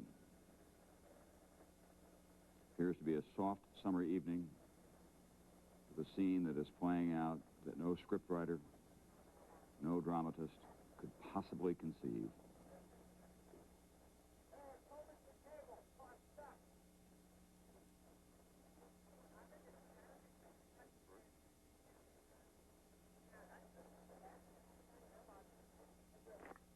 Earlier today, O.J. Simpson did release a letter through a friend of his to the public in which it sounded like a suicide note to the psychologist who had been treating him. He also added a codicil to his will.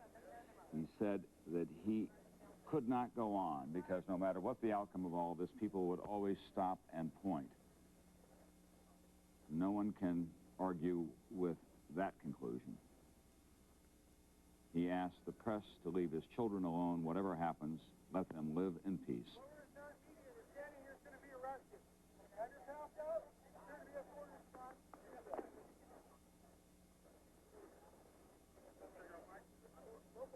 The canine unit has been brought into the area. Now, whether that dog is part of it or not, I cannot say.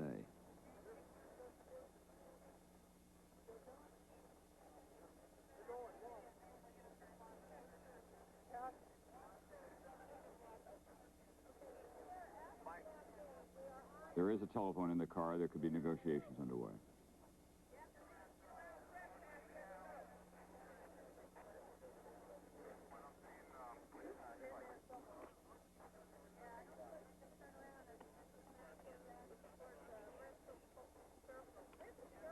For the people who have known the public, O.J. Simpson, or even the private, it is inconceivable that it could come to this. That he would be the only suspect in 2 brutal murders. That he would then leave after having given his word for a peaceful surrender. And that it would then play out on television. A man who has spent most of his adult life in the public eye, almost always in adulation. Now, the dark side of his role in public life. Door is now opening.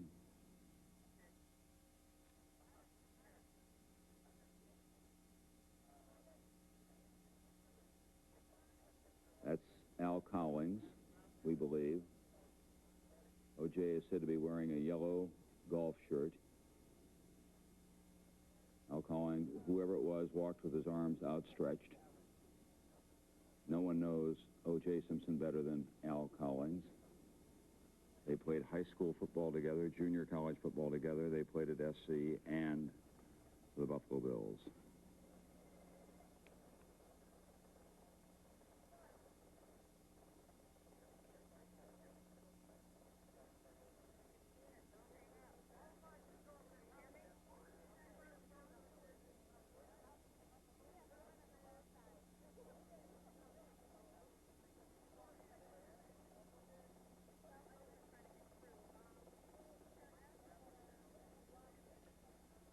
One report from people monitoring the radio is that O.J.'s speech was slurred as he talked with the dispatcher.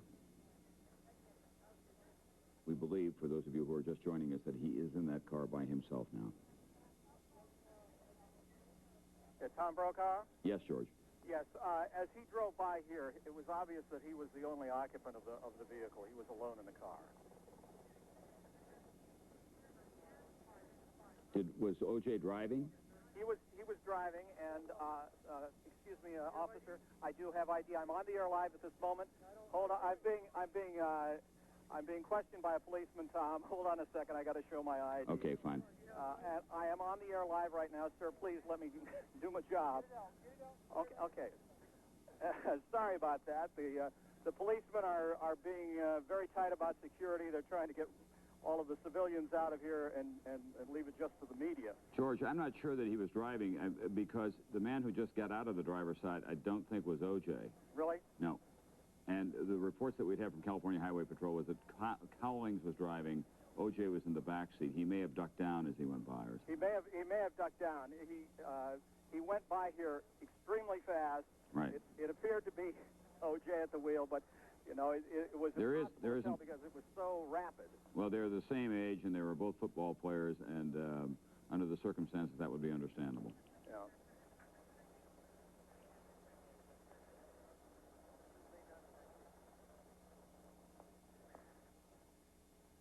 I'm now hearing a report that Simpson was indeed laying down in the back seat of the car. Uh-huh.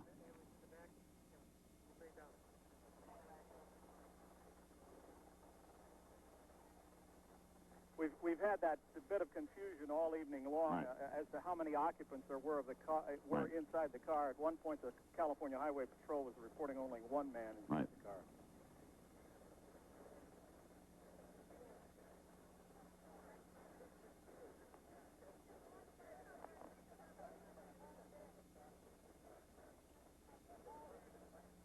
O.J. Simpson was such a familiar figure on. Well, now, let's see, other officers are coming out. If we can get our helicopter picture back, people are coming out of the front door.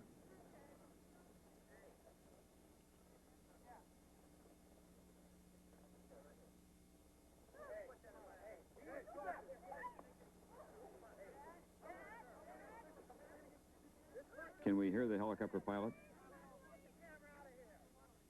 That's what I saw, Paul. No, those are local. A second person appeared to have gotten out of the truck about 30 seconds ago. All right, there's a second shot from our number 2 chopper, which does not have... Yeah, Al Cowlings apparently has gotten out of the truck now. That's all we know. The serenity of this Brentwood neighborhood has been shattered and probably will remain upside down for a long, long time after this.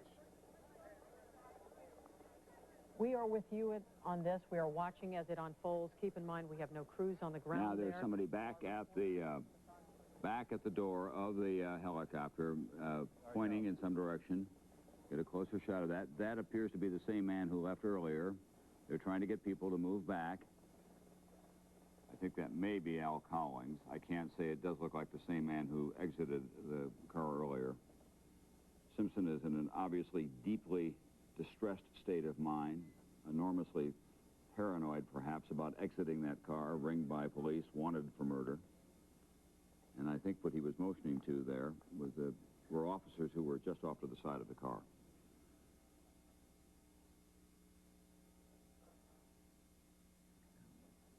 We were told that Simpson was wearing a yellow golf shirt when he left the San Fernando Valley home that had been arranged for him by his lawyer so that he could get some rest.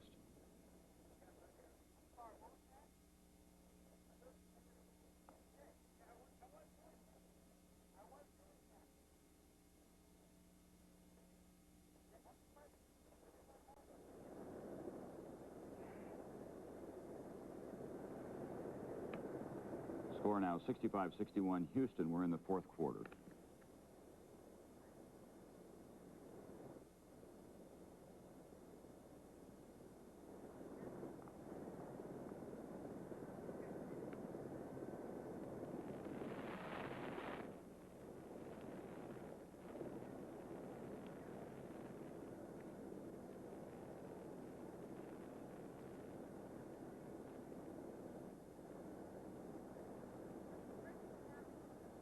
As you can see, these are palatial homes in Brentwood.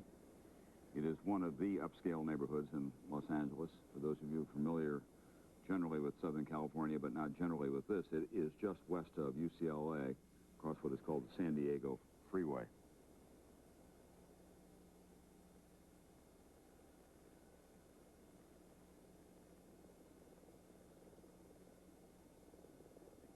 We have a different picture here. We still are looking at the car parked in the driveway.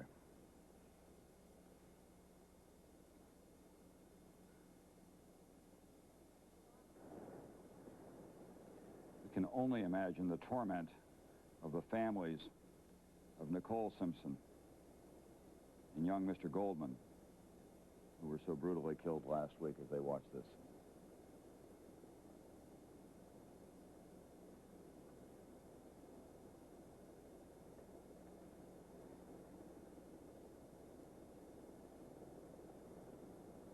It appears that Al Cowlings is just standing by the door talking now to the car.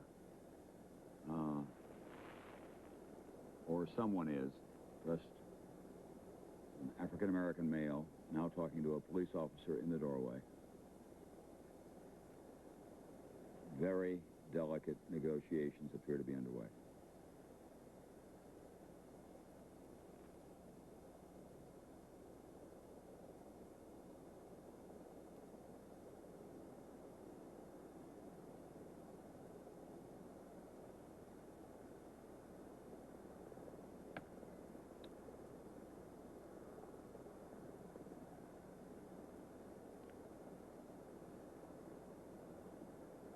If you can read the body language here of what I'm able to see, somebody is pleading both inside the house and toward the car.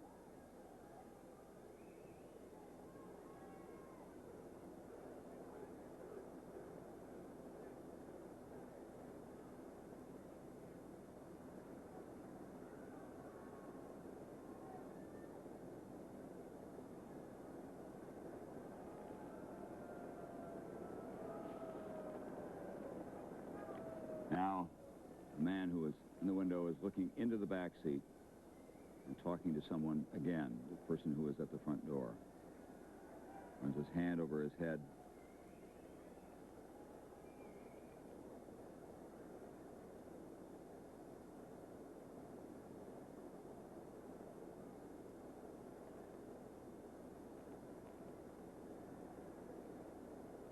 And we can only imagine the torment of so many young people in America who have had O.J. as their role model all this time, and as they watch this being played out on television in Los Angeles and across the nation, what must they be thinking about where we are as a society and about the values of our culture? Jack Ford, our NBC News legal consultant, is watching all of this with me as well. Jack, will this in any way have any bearing on how the case comes to trial if he, in fact, is successfully apprehended? Tom, it's going to be a problem for him. We heard Johnny Cochran earlier in the night talking about the fact that in California, if you go to trial, prosecution can attempt to show the jury that at some point in time you ran. And they can even ask the judge to say to the jury that the fact that you were willing to take off and run can be used by the jury as, in essence, an indication of your what's called consciousness of guilt. It's called a flight charge, and it's something, if you're the defense, you never want to hear. It can be very compelling evidence against you. Most people look at a situation and say, look, if you truly didn't do it, you'd stay, you'd fight, you'd argue things out in a courtroom. But when you get in and you start to run, most people start thinking that's because you got something to run from. So it may well be just another one of the problems that O.J. Simpson is going to have to deal with. I'm looking now, there's real pleading going on between an LAPD uniformed officer and the man who appeared to have emerged from the car earlier. We think that was the driver. We believe, although we cannot by any means affirm this, that it was Al Cowlings. There is now a conversation going on inside the car with O.J. Simpson in the back.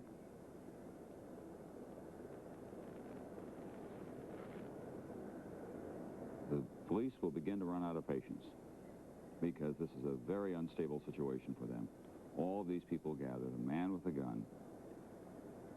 They want to give him as much room as they possibly can. They don't want anyone to be hurt. They'll let let this wind down as best they can. But at the same time, they'll be taking this moment by moment because it is so delicate.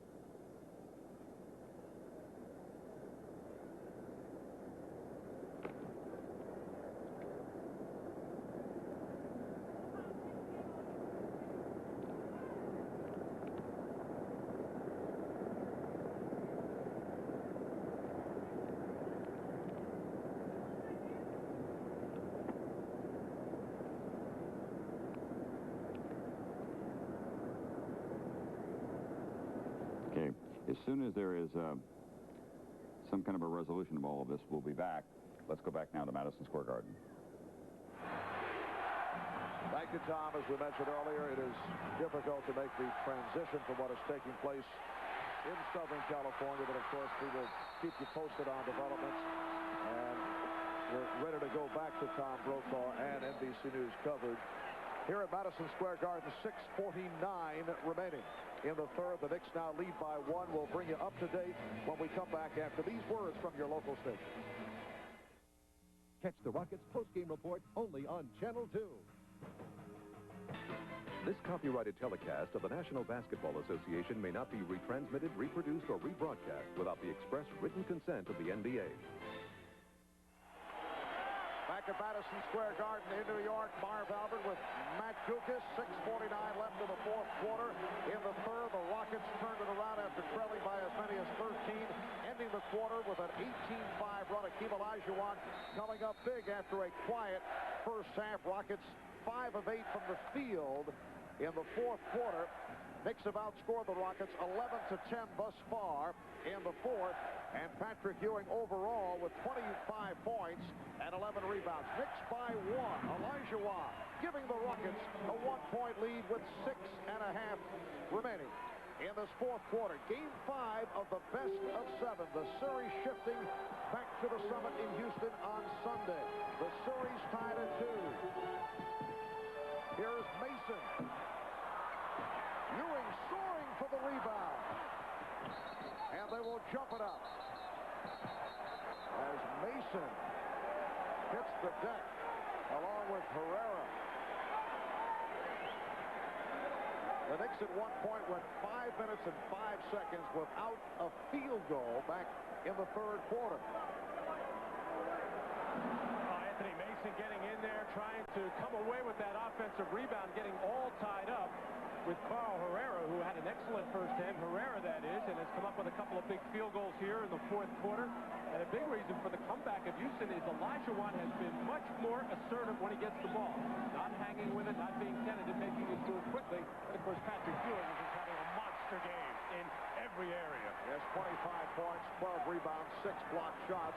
Akeem Olajuwon now 18 points, 6 rebounds. However, he's turned it over 8 times. And now the matchup is Olajuwon facing Ewing, and Olajuwon came up with a steal.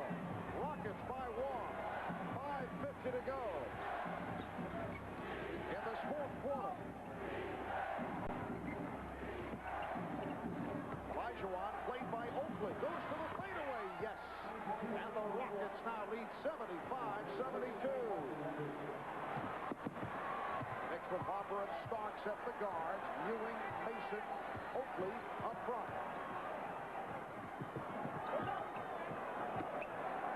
And the Knicks guards have outplayed the Rocket backcourt. Ewing able to save it. Shot clock at 4. Oakley rejected and a foul called by Dick Pavetta. It is called on Herrera. Patrick Ewing feeling good about himself, putting the ball on the floor, but Olajuwon with those lightning quick hands reaches in to flick it out of there. And watch the quick move here by Olajuwon. A quick little head fake, the little juke, gets himself in the lane, gets himself into the air before any defensive help can come down. In the early part of the ball game, he was holding and not really making a strong move, just turning around and trying to go maybe straight up. Now he's freeing himself from the defender. Charles Oakley on the line for the first time, a 78% free throw shooter, coming off a terrific game here on Wednesday with 16 points and 20 rebounds, although he is playing hurt. With Charles, 8 points, only 5 rebounds tonight. We come up on 5 minutes to go. And the fourth, Rockets lead by 1. Elijah, and he is fouled again. So Akeem will head to the line as Oakley collects his 4. This time Oakley making it a little bit tougher for Olajuwon, and Akeem has to take that extra large step to try to get himself away from Oakley, but the push and the shove in there as the Rockets have almost exclusively gone to a screen role play on the left side, and they've gotten a lot of mileage out of it. Not so much with the screen and the little knots. It's not a roll, it's a little fade to the corner, but ducking into the middle of the lane. They've gotten some easy field goals there and some cross-court passes. First time that Olajuwon has gone to the line tonight. At one point, the Knicks led 56-43. That was 6.5 minutes remaining in the third quarter. Strong comeback by Houston. They now lead by 3.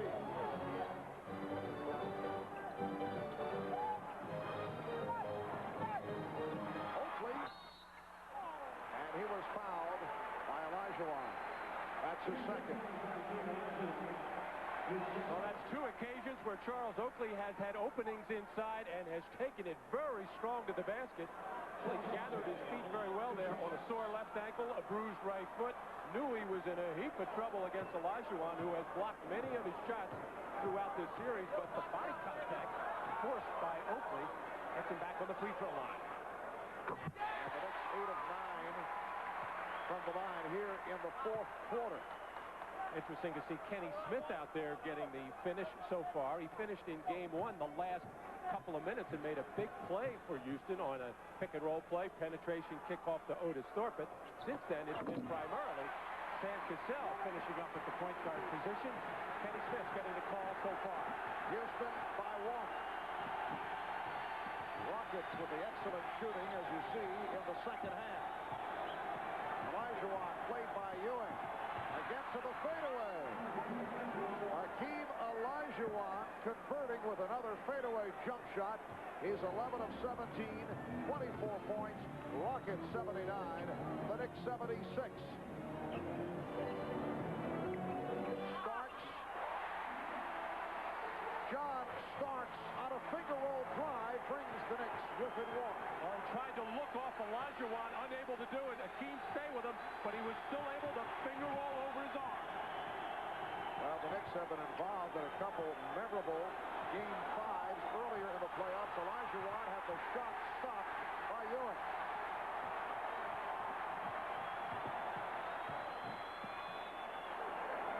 The Knicks in possession, down by 1. 3:35 remaining in the fourth quarter. Harper.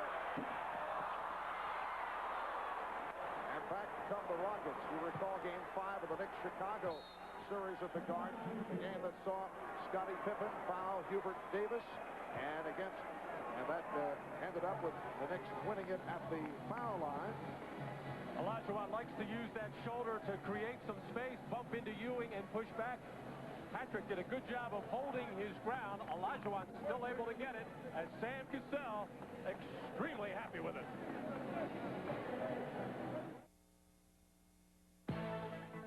Miller Genuine Draft presents Genuine Moments. Tonight's Miller Moment goes back to Game 5, the Lakers and the Knicks. 1970 Finals, Willis Reed going down hard, injuring his hip, forced to leave the game, but the Knicks were able to hang in after falling behind by 16 points. They managed to come back, and without their captain, they rallied to defeat the Lakers 107-100, one of the most dramatic games in the history of the New York Knicks franchise. In recognition of this moment, Miller Genuine Draft will donate $1,000 to the Thurgood Marshall Scholarship Fund. Knicks went on to win that series in 7 games. As we resume here, Vernon Maxwell draws the foul with 3:13 remaining. In the fourth quarter, Rockets with a 79-78 lead. John Starks called for the foul, and Vernon Maxwell to the line for the first time. As I started to mention a couple of minutes back, Game 5s here at Madison Square Garden have been memorable for the Knicks during the playoffs. The Game 5 against Chicago, that controversial call Scottie Pippen with the foul on Hubert Davis, and the Knicks won it at the line with Davis hitting the free throws. And then game 5 of the series against the Pacers, Reggie Miller on fire for 25 points in the fourth quarter. Indiana was able to win it, but the Knicks came back and took the series. Here the Rockets are up by 2 as we come up on 3 minutes remaining in the fourth quarter.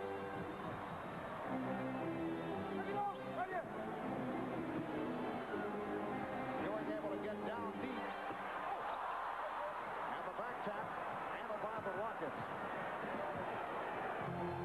Maxwell and Smith at the guard. Olajuwon, Thorpe, and Herrera up front. Maxwell with the step. The pass broken up. Recovered by Herrera. 8 on the shot clock. Kenny Smith stripped. And knocked out of bounds. It'll be Nick Ball. Well, the Rocket guards now starting to penetrate, take the ball to the basket hard. 2 straight times, Houston tried to run pick and roll for Vernon Maxwell. He got into the lane. That time, Kenny Smith dropping his head, going to the basket. They're aggressive here in the fourth. And a change of strategy for Rudy Tomjanovich as Starks hits a 3. And the Knicks lead by 1. A change of strategy, staying with Kenny Smith on the floor at the end of the game, something he has rarely done the last couple of years during the regular season. It had been Scott Brooks and then Sam Cassell. Maxwell trying to match the 3. And a loose ball foul called on the Knicks. Well, John Starks, who's been quiet, but has been a big factor for the Knicks in this series, late with 3-pointers, just got his toes behind that line. And you can see the Knicks backcourt doing it once again. Starks with 8 of the 16 here in the fourth quarter. The foul was called on Ewing. He has 4.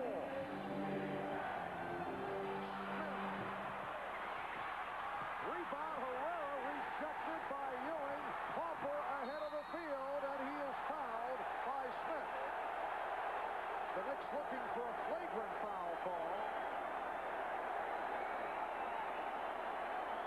Well, the Rockets have gone almost exclusively as we watch both Herrera and Oakley.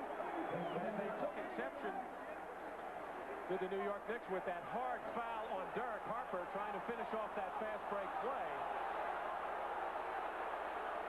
And it is not called a flagrant. It is a personal foul.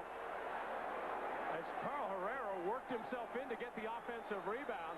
And now the throw ahead, John Starks to Derek Harper as he got hit hard from behind. Smith not really making a play on the ball, taking the body, but no flagrant foul is called. At the other end, the Rockets have been going to the same pick and roll play. They're ducking in Olajuwon, but neither Maxwell nor Smith are looking at him. They are looking for their own shot right now, and Akeem has had a good fourth quarter. He's got 8 points, but the last 4 or 5 set plays, they haven't gotten him the ball. Derek Harper now 1 of 2 from the line, 13 points. Knicks lead by 2. There has been no change in the Brentwood, California situation outside the home of O.J. Simpson.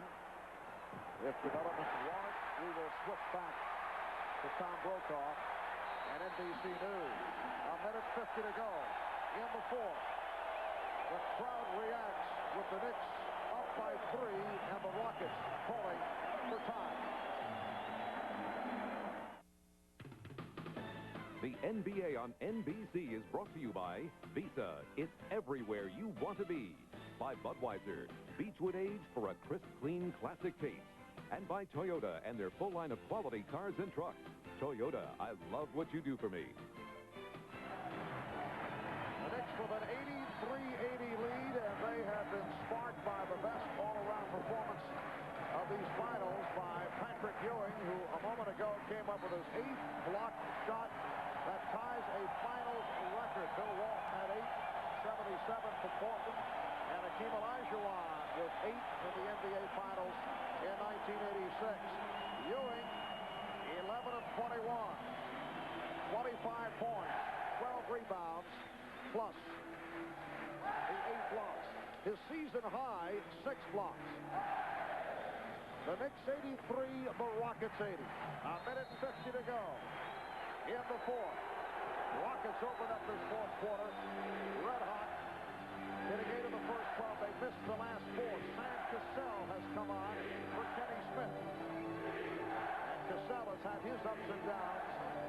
late stages of the games this series. There is Orey for three. Came up short.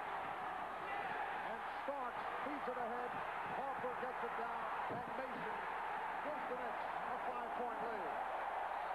Well, the Knicks have been releasing on long jump shots throughout this whole series. They've got about 3 field goals on it tonight, and maybe none bigger than that one. 7-0 run by the Knicks. And Houston has called for time. They are down to 1 timeout remaining. Well, Charles Oakley once again out-hustling everybody for that loose rebound, diving into the crowd, saving it, and the breakaway to Mason.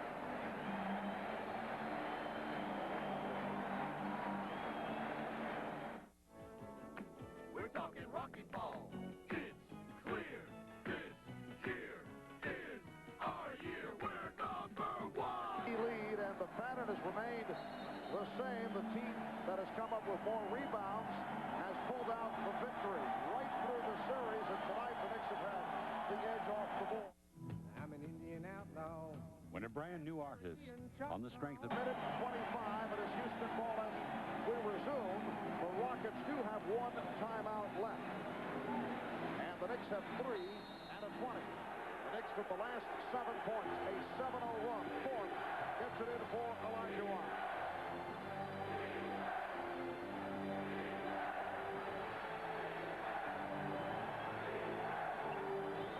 Rockets having difficulty locating a shot. Now Maxwell penetrates. Rebounded by Ewing.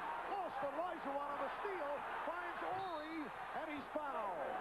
Orey fouled by Oakley. Also had some words for Robert Orey. Well, first of all, some unbelievably tough defense, and it shouldn't be unbelievable. He's doing it all series. Derek Harper would not let Sam Cassell the ball, but on this Ewing rebound, he got hit in the arms, the back of the head, the neck by Olajuwon to get it back to Orey, and Patrick Ewing could not believe that a foul was not called on Olajuwon as he lost that ball. Foul on Mason.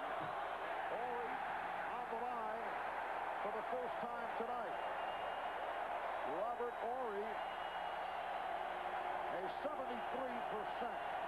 free throw shooter. Only 2 of 11 from the field, coming back from the back and wrist injury. Hits 1 of 2, and the Knicks now lead 85-81. A minute 6 remaining, fourth quarter. Knicks at 1 point, led by as many as 13. The Rockets came roaring back in the third quarter. Starks on the dribble penetration, chipped home by Ewing, but it will not count. Foul before the shot. It's on Olajuwon. Well, John Starks getting pressured. He doesn't care what the time or score is right now. He's going to do what comes naturally to him. When you do get pressured, take the ball hard to the basket. But the best shot blocker in the playoffs, Akeem Olajuwon, was waiting for him there. Akeem felt that Starks used his left arm to push off. Nevertheless, the foul called on Akeem, and Starks will shoot a couple. John Starks, a 75% free throw shooter, and has been dependable at the end of games. 1 for 2 this evening. 9 of his 17 points have come here in the fourth quarter. The Knicks 86, the Rockets 81. Ed Rush telling Sam Cassell to get away from the lineup. Can't have 2 Rockets on each side.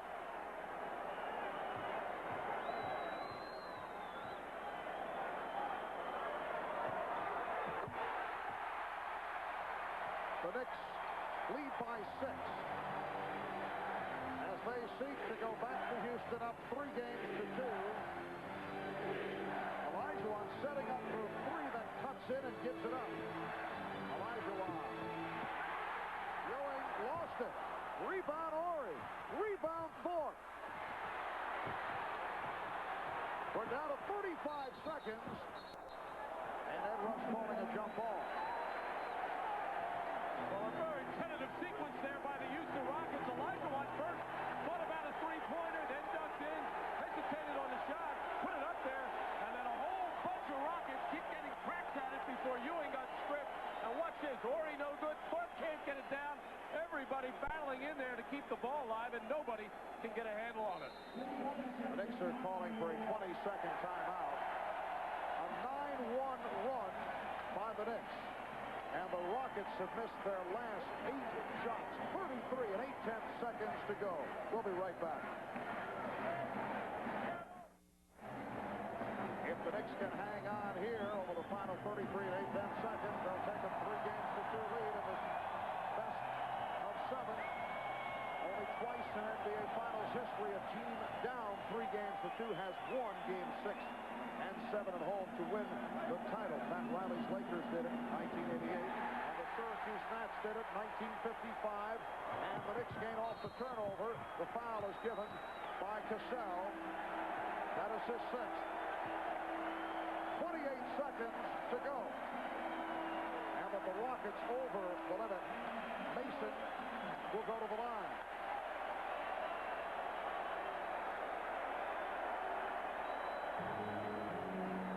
The Houston Rockets without a field goal the last 3 minutes and 57 seconds.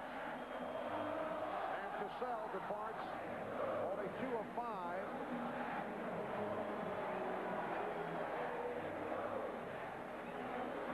The Knicks have hit 13 of the last 14 at the line, which is exceptional free throw shooting for the Knicks, who have struggled at the foul line this season. They have it getting to the line a little bit more. As you mentioned before, John Starks has been sharp at the end of the ballgame. He made 4 for 4 down the stretch in the game the other night. The Rockets really got themselves in trouble by going to so many pick-and-roll plays there with about 4 or 5 minutes to go in the game after pretty much having their way going inside to Olajuwon while he was producing, and then they just went to that pick-and-roll, and it took them out of their offense. Anthony Mason with 15 points matches his playoff high at 15 against the Bulls in game number 2. Game 6 of this series, Sunday night in Houston, will be on hand starting 7 o'clock Eastern time. And if there is a Game 7, it will take place at the Summit in Houston next Wednesday night. So the Rockets, with the home court advantage, will try to take advantage. But this one is headed back to Houston with the Knicks up 3-2. We're down to 28 seconds remaining. The Knicks now lead 89-81.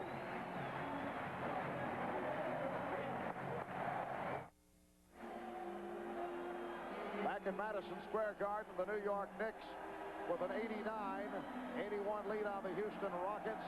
Rockets just used their final timeout. 28 8/10 seconds remaining in this 4th quarter. It has been an enormous game for Patrick Ewing. 25 points, 13 rebounds, and an NBA Finals record-tying 8 block shots. Hakeem Olajuwon with 24 points came out of the second half after a slow start. 11 for 19 with 24 points. 8 turnovers, though, for Hakeem, although most of those turnovers took place in the first half. And then he started to get it going in that late 3rd, early 4th quarter, but the Rockets stopped going to him. The Knicks at 1 point, led by 13. The Rockets with the good run in the 3rd. And they had an 80-78 lead with 3 minutes to play, but the Knicks have taken over down the stretch. Danny Smith back on the floor. Olajuwon for 3 and hits it. Hakeem Olajuwon brings the Rockets within 5, and the Knicks take a timeout with 21 seconds remaining. Hakeem Olajuwon hits a 3-pointer to keep the Rockets alive. Well, nobody really expecting Olajuwon to take that shot. He will let them go from time to time, as will Patrick Ewing. That time, he had an excellent look at the hoop.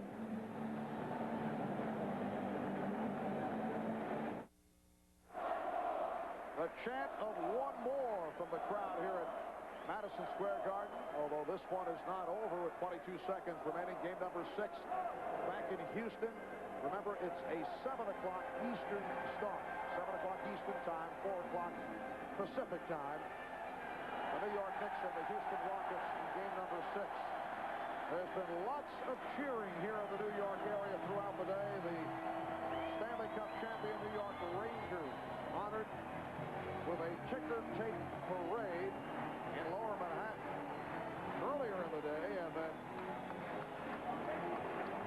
given the keys to the city by Mayor Rudy Giuliani. That was at City Hall at about 1 o'clock this afternoon, and the cheering here at the Garden tonight as the Knicks seek to go in front 3 games to 2 on the Rockets.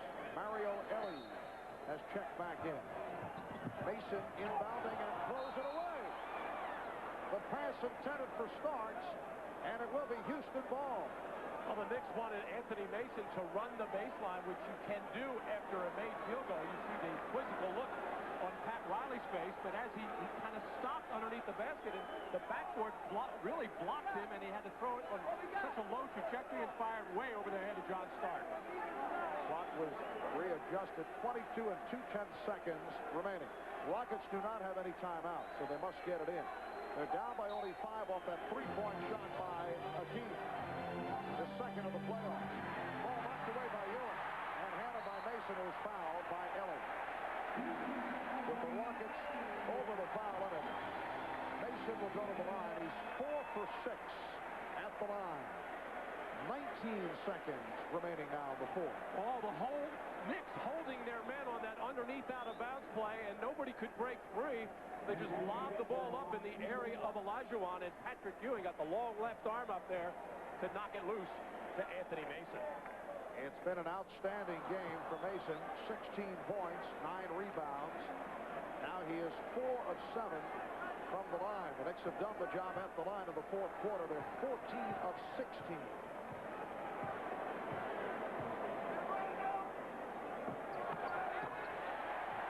The Knicks 90. The Rockets 84. Kenny Smith trying to push it down in a hurry. Ori scooped up the pass, not able to hit the 3. Ellie finds Olajuwon. Good fake on Ewing, this time not able to convert. And a foul on Ori with 4 and 8/10 seconds to go. So John Starks is headed to the line. It's interesting the last couple of days, Pat Riley talking about his team, the fact that none of these players have ever been this far or in this position before. And it's going to be so important for them to eradicate all negative thoughts that might creep into their head coming down the stretch of the ball game, and that they would have to reach down for poise, power, and force, 3 of his favorite words for his team. And they certainly did it tonight. This is the game they obviously needed and wanted to put themselves in a position to win one more. Now, they know it's going to be very tough going back to the summit in Houston, but also the Rockets know that they'll have their hands full and just cannot rely on their home court, even though they still own home court advantage. And the Houston Rockets, concluding this game, missing 10 of their last 11 shots. They've converted only 1 field goal the last 4.5 minutes. The Knicks 91, Rockets 84, and this one is headed back to Houston with the Knicks up 3 games to 2, and again John Starks playing a major role. 11 of his 19 have come here in the fourth quarter. Standing ovation for the New York Knicks as Mason inbounds, and Starks will dribble it out. The Knicks 91, the Rockets 84, as they head back to Houston for Game 6 on Sunday. A reminder, we will be rejoining Tom Brokaw and NBC News for more coverage on the O.J. Simpson scenario in Southern California. Again, the final, the New York Knicks 91, the Houston Rockets 84. For Matt Kukas, Ahmad Rashad, Hannah Storm, Bob Costas, I'm Marv Albert. So long from Madison Square Garden. This has been the NBA on NBC. Good evening, everyone. I'm Jan Carson. There have been stunning developments in the O.J. Simpson story tonight. Simpson led Los Angeles police on a 50-mile chase lasting more than an hour on L.A. freeways. He ended up at his home in Brentwood, California, where negotiations went on for quite a while. The late word is that O.J. Simpson has surrendered to police. We go now to NBC News for the latest on the story. Simpson, who still faces a mountain of trouble. His ex-wife, Nicole, is dead, killed by a knife, we're told by the district attorney. Also, Ron Goldman, who was a 25-year-old friend of hers, killed as well. When O.J. was told today that he, in fact, would be formally charged, he left with Al Cowlings as police began to close in. Then, sometime mid-afternoon in Los Angeles, police began to get cell phones intercepted from the car. And this scene began to develop then on Los Angeles freeways. The white Bronco followed by a phalanx of black and white cruisers from the California Highway Patrol, Sheriff's Department, and presumably from the Los Angeles City Police Department. They trailed him from Orange County up into Los Angeles along the San Diego freeway here, as you can see. He had said to a police dispatcher earlier, "I will hurt myself. I want to see my mother." This scene went on live across the country tonight. And then, in this very affluent neighborhood, O.J. Simpson, in effect, came home as he never has before and as he never will again. That, we're told, could be his 15-year-old son from another marriage. The negotiations went on all night long. This is live now. Crowds gathered outside saying, "Save the juice.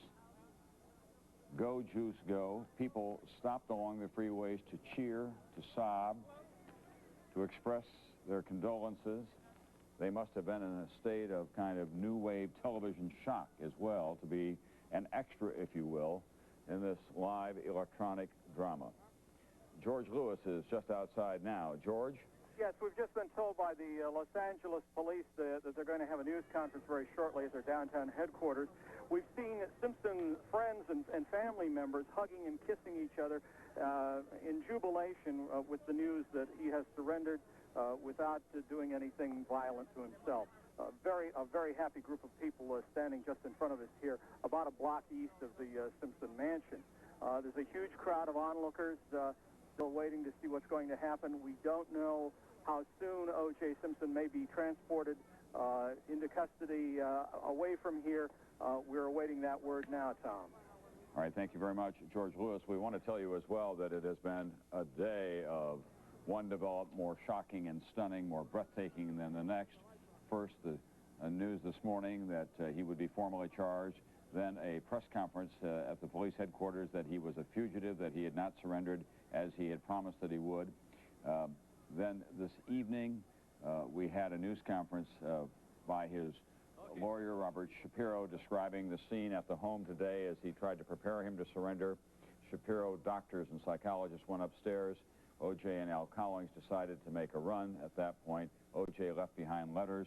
One of his friends read portions of a letter that O.J. had addressed to the public, and it sounded very much like a suicide note. Here is a part of that letter now. I think of my life and feel I've done most of the right things. So why do I end up like this? I can't go on. No matter what the outcome, people will look and point.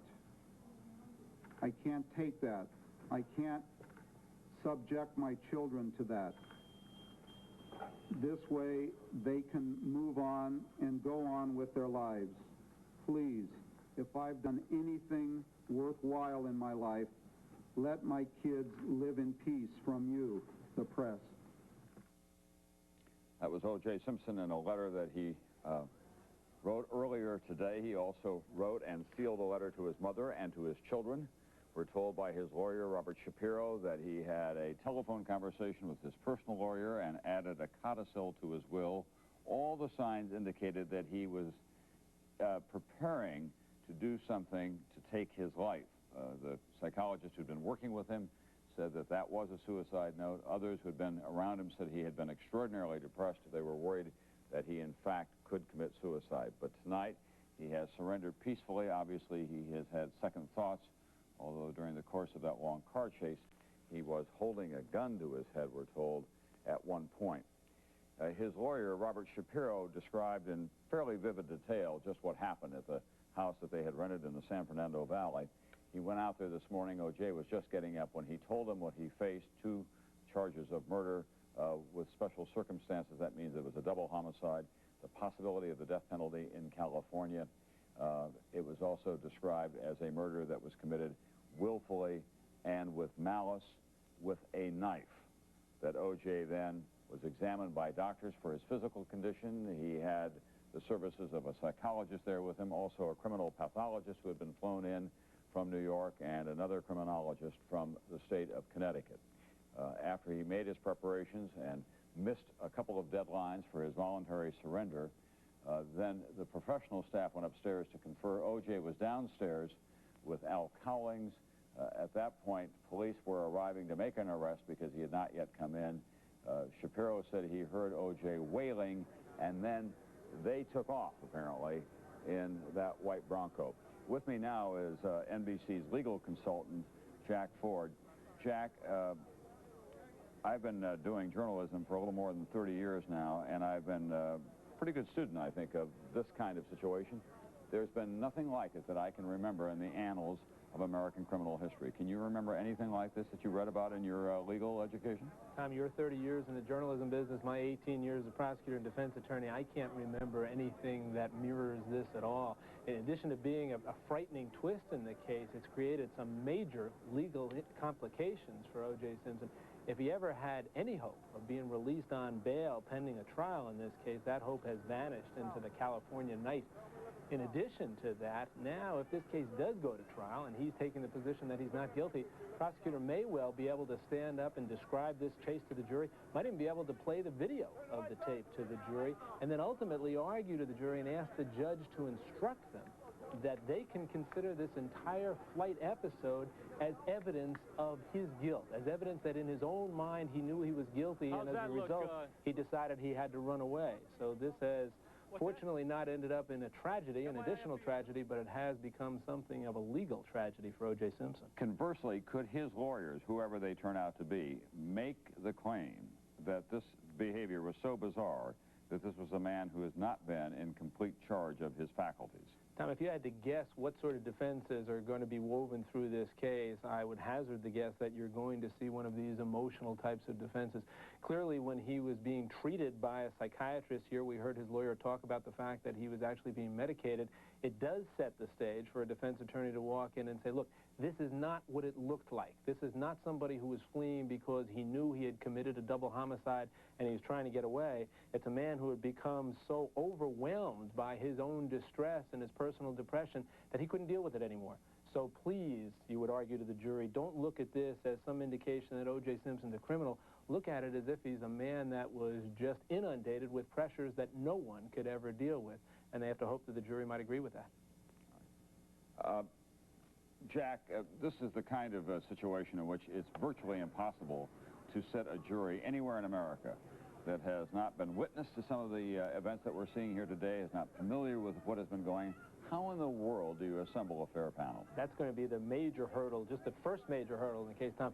As you know, the standard is not, do you know anything about this case in order to serve as a juror, but rather it's, have you made up your mind? Have you reached any conclusions on the case? But certainly, the more exposure people have had to this, the more opinions they're going to reach. They may find themselves in a situation where they do a couple of things. One, the defense might ask to stretch the trial out a little bit, hold off on it, put it on the back burner. The other thing they might ask to do is to go to someplace else where people might not have been paying as much attention to it, but it's going to be a difficult chore for them. Thank you very much, Jack Ford. We'll be hearing from you again as we continue our coverage of these exceptional circumstances. We want to tell you as well that we'll be back in less than an hour at 1 in the morning East Coast time. That would be at 11 on the Pacific Coast, of course, for that news conference by the Los Angeles Police Department. But we'll say for now, I am Tom Brokaw, NBC News, and we invite you now to rejoin your programming on this NBC station. This has been So as we've seen, O.J. Simpson has surrendered. He is in custody. He will be facing charges in connection with the deaths of his ex-wife and a male companion. The O.J. Simpson story is being called the fall of an American hero. The 46-year-old Simpson had the American dream. He went from college Heisman Trophy winner to NFL star. After he retired from the NFL, Simpson moved to the broadcast booth and then on to movies. Channel 2's Glenn Boyd is in the newsroom right now with a look at Simpson's remarkable career. Glenn? Jen, growing up, all the kids on the block where I grew up wanted to play running back and be like O.J. This even after his long, successful football career. Now, one can only wonder what went wrong with a man who seemed to have it all.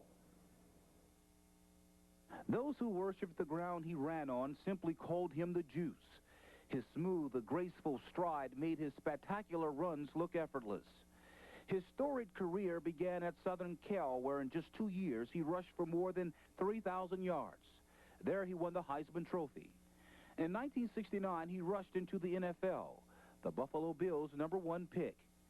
In his 11 NFL seasons, O.J. won 4 NFL rushing titles, selected to the Pro Bowl 5 times. The highlight of his career came when he was elected to the Pro Football Hall of Fame back in 1985. After football, the movie screen became his playground, starring in a number of films. But he didn't stray too far from the game. He was a football analyst for a number of years, and just recently working the sidelines for NBC Sports. His good looks and charming smile captured the hearts of America. That's why so many fans are hoping this is all a bad dream. I really thought he was innocent, and he ran in fright. And, O.J., wherever you are, take care of yourself. It's an exciting... One local high-powered attorney says O.J.'s failure to surrender doesn't necessarily mean he's guilty. Dick DeGuerin blames the Los Angeles Police Department for trying this case in the media. You really can't blame the news media for it, but you damn sure can stop the DA's office and the police from making those kind of public statements, because those seriously threaten anybody's right to a fair trial. Right before America's eyes, a star was born. Sadly, Friday night, with all eyes looking on, we witnessed a fallen hero. The Juice finished his career as the second leading rusher of all time behind Jim Brown with more than 11,000 yards. He and Roger Staubach were the only Heisman winners elected to the Hall of Fame. Jan? Thank you very much, Glenn. Well, you know, trouble for O.J. and Nicole Simpson began 5 years ago. It was then that Nicole Brown Simpson told friends she feared that she might someday be killed by her husband. The couple divorced in 1992 after a 7-year marriage. They had 2 children. Simpson reportedly had been attempting to reconcile in the weeks leading up to the murders. Beverly White has more on that. The police report deals with events of New Year's Day, 1989, when 911 operators sent police to the Simpsons' Brentwood home, saying a female being beaten could be heard over the phone. Police say a housekeeper and the electronic gates slowed them down. Then Nicole Simpson sprang from the bushes wearing only a bra and sweatpants. She ran across the driveway to a post containing the gate release button. She collapsed on the post and pushed the button hard several times. The officer wrote, her face was badly beaten with a cut lip, swollen and blackened left eye and cheek. I also noticed a hand imprint on her left neck. Police say she thought he was going to kill her,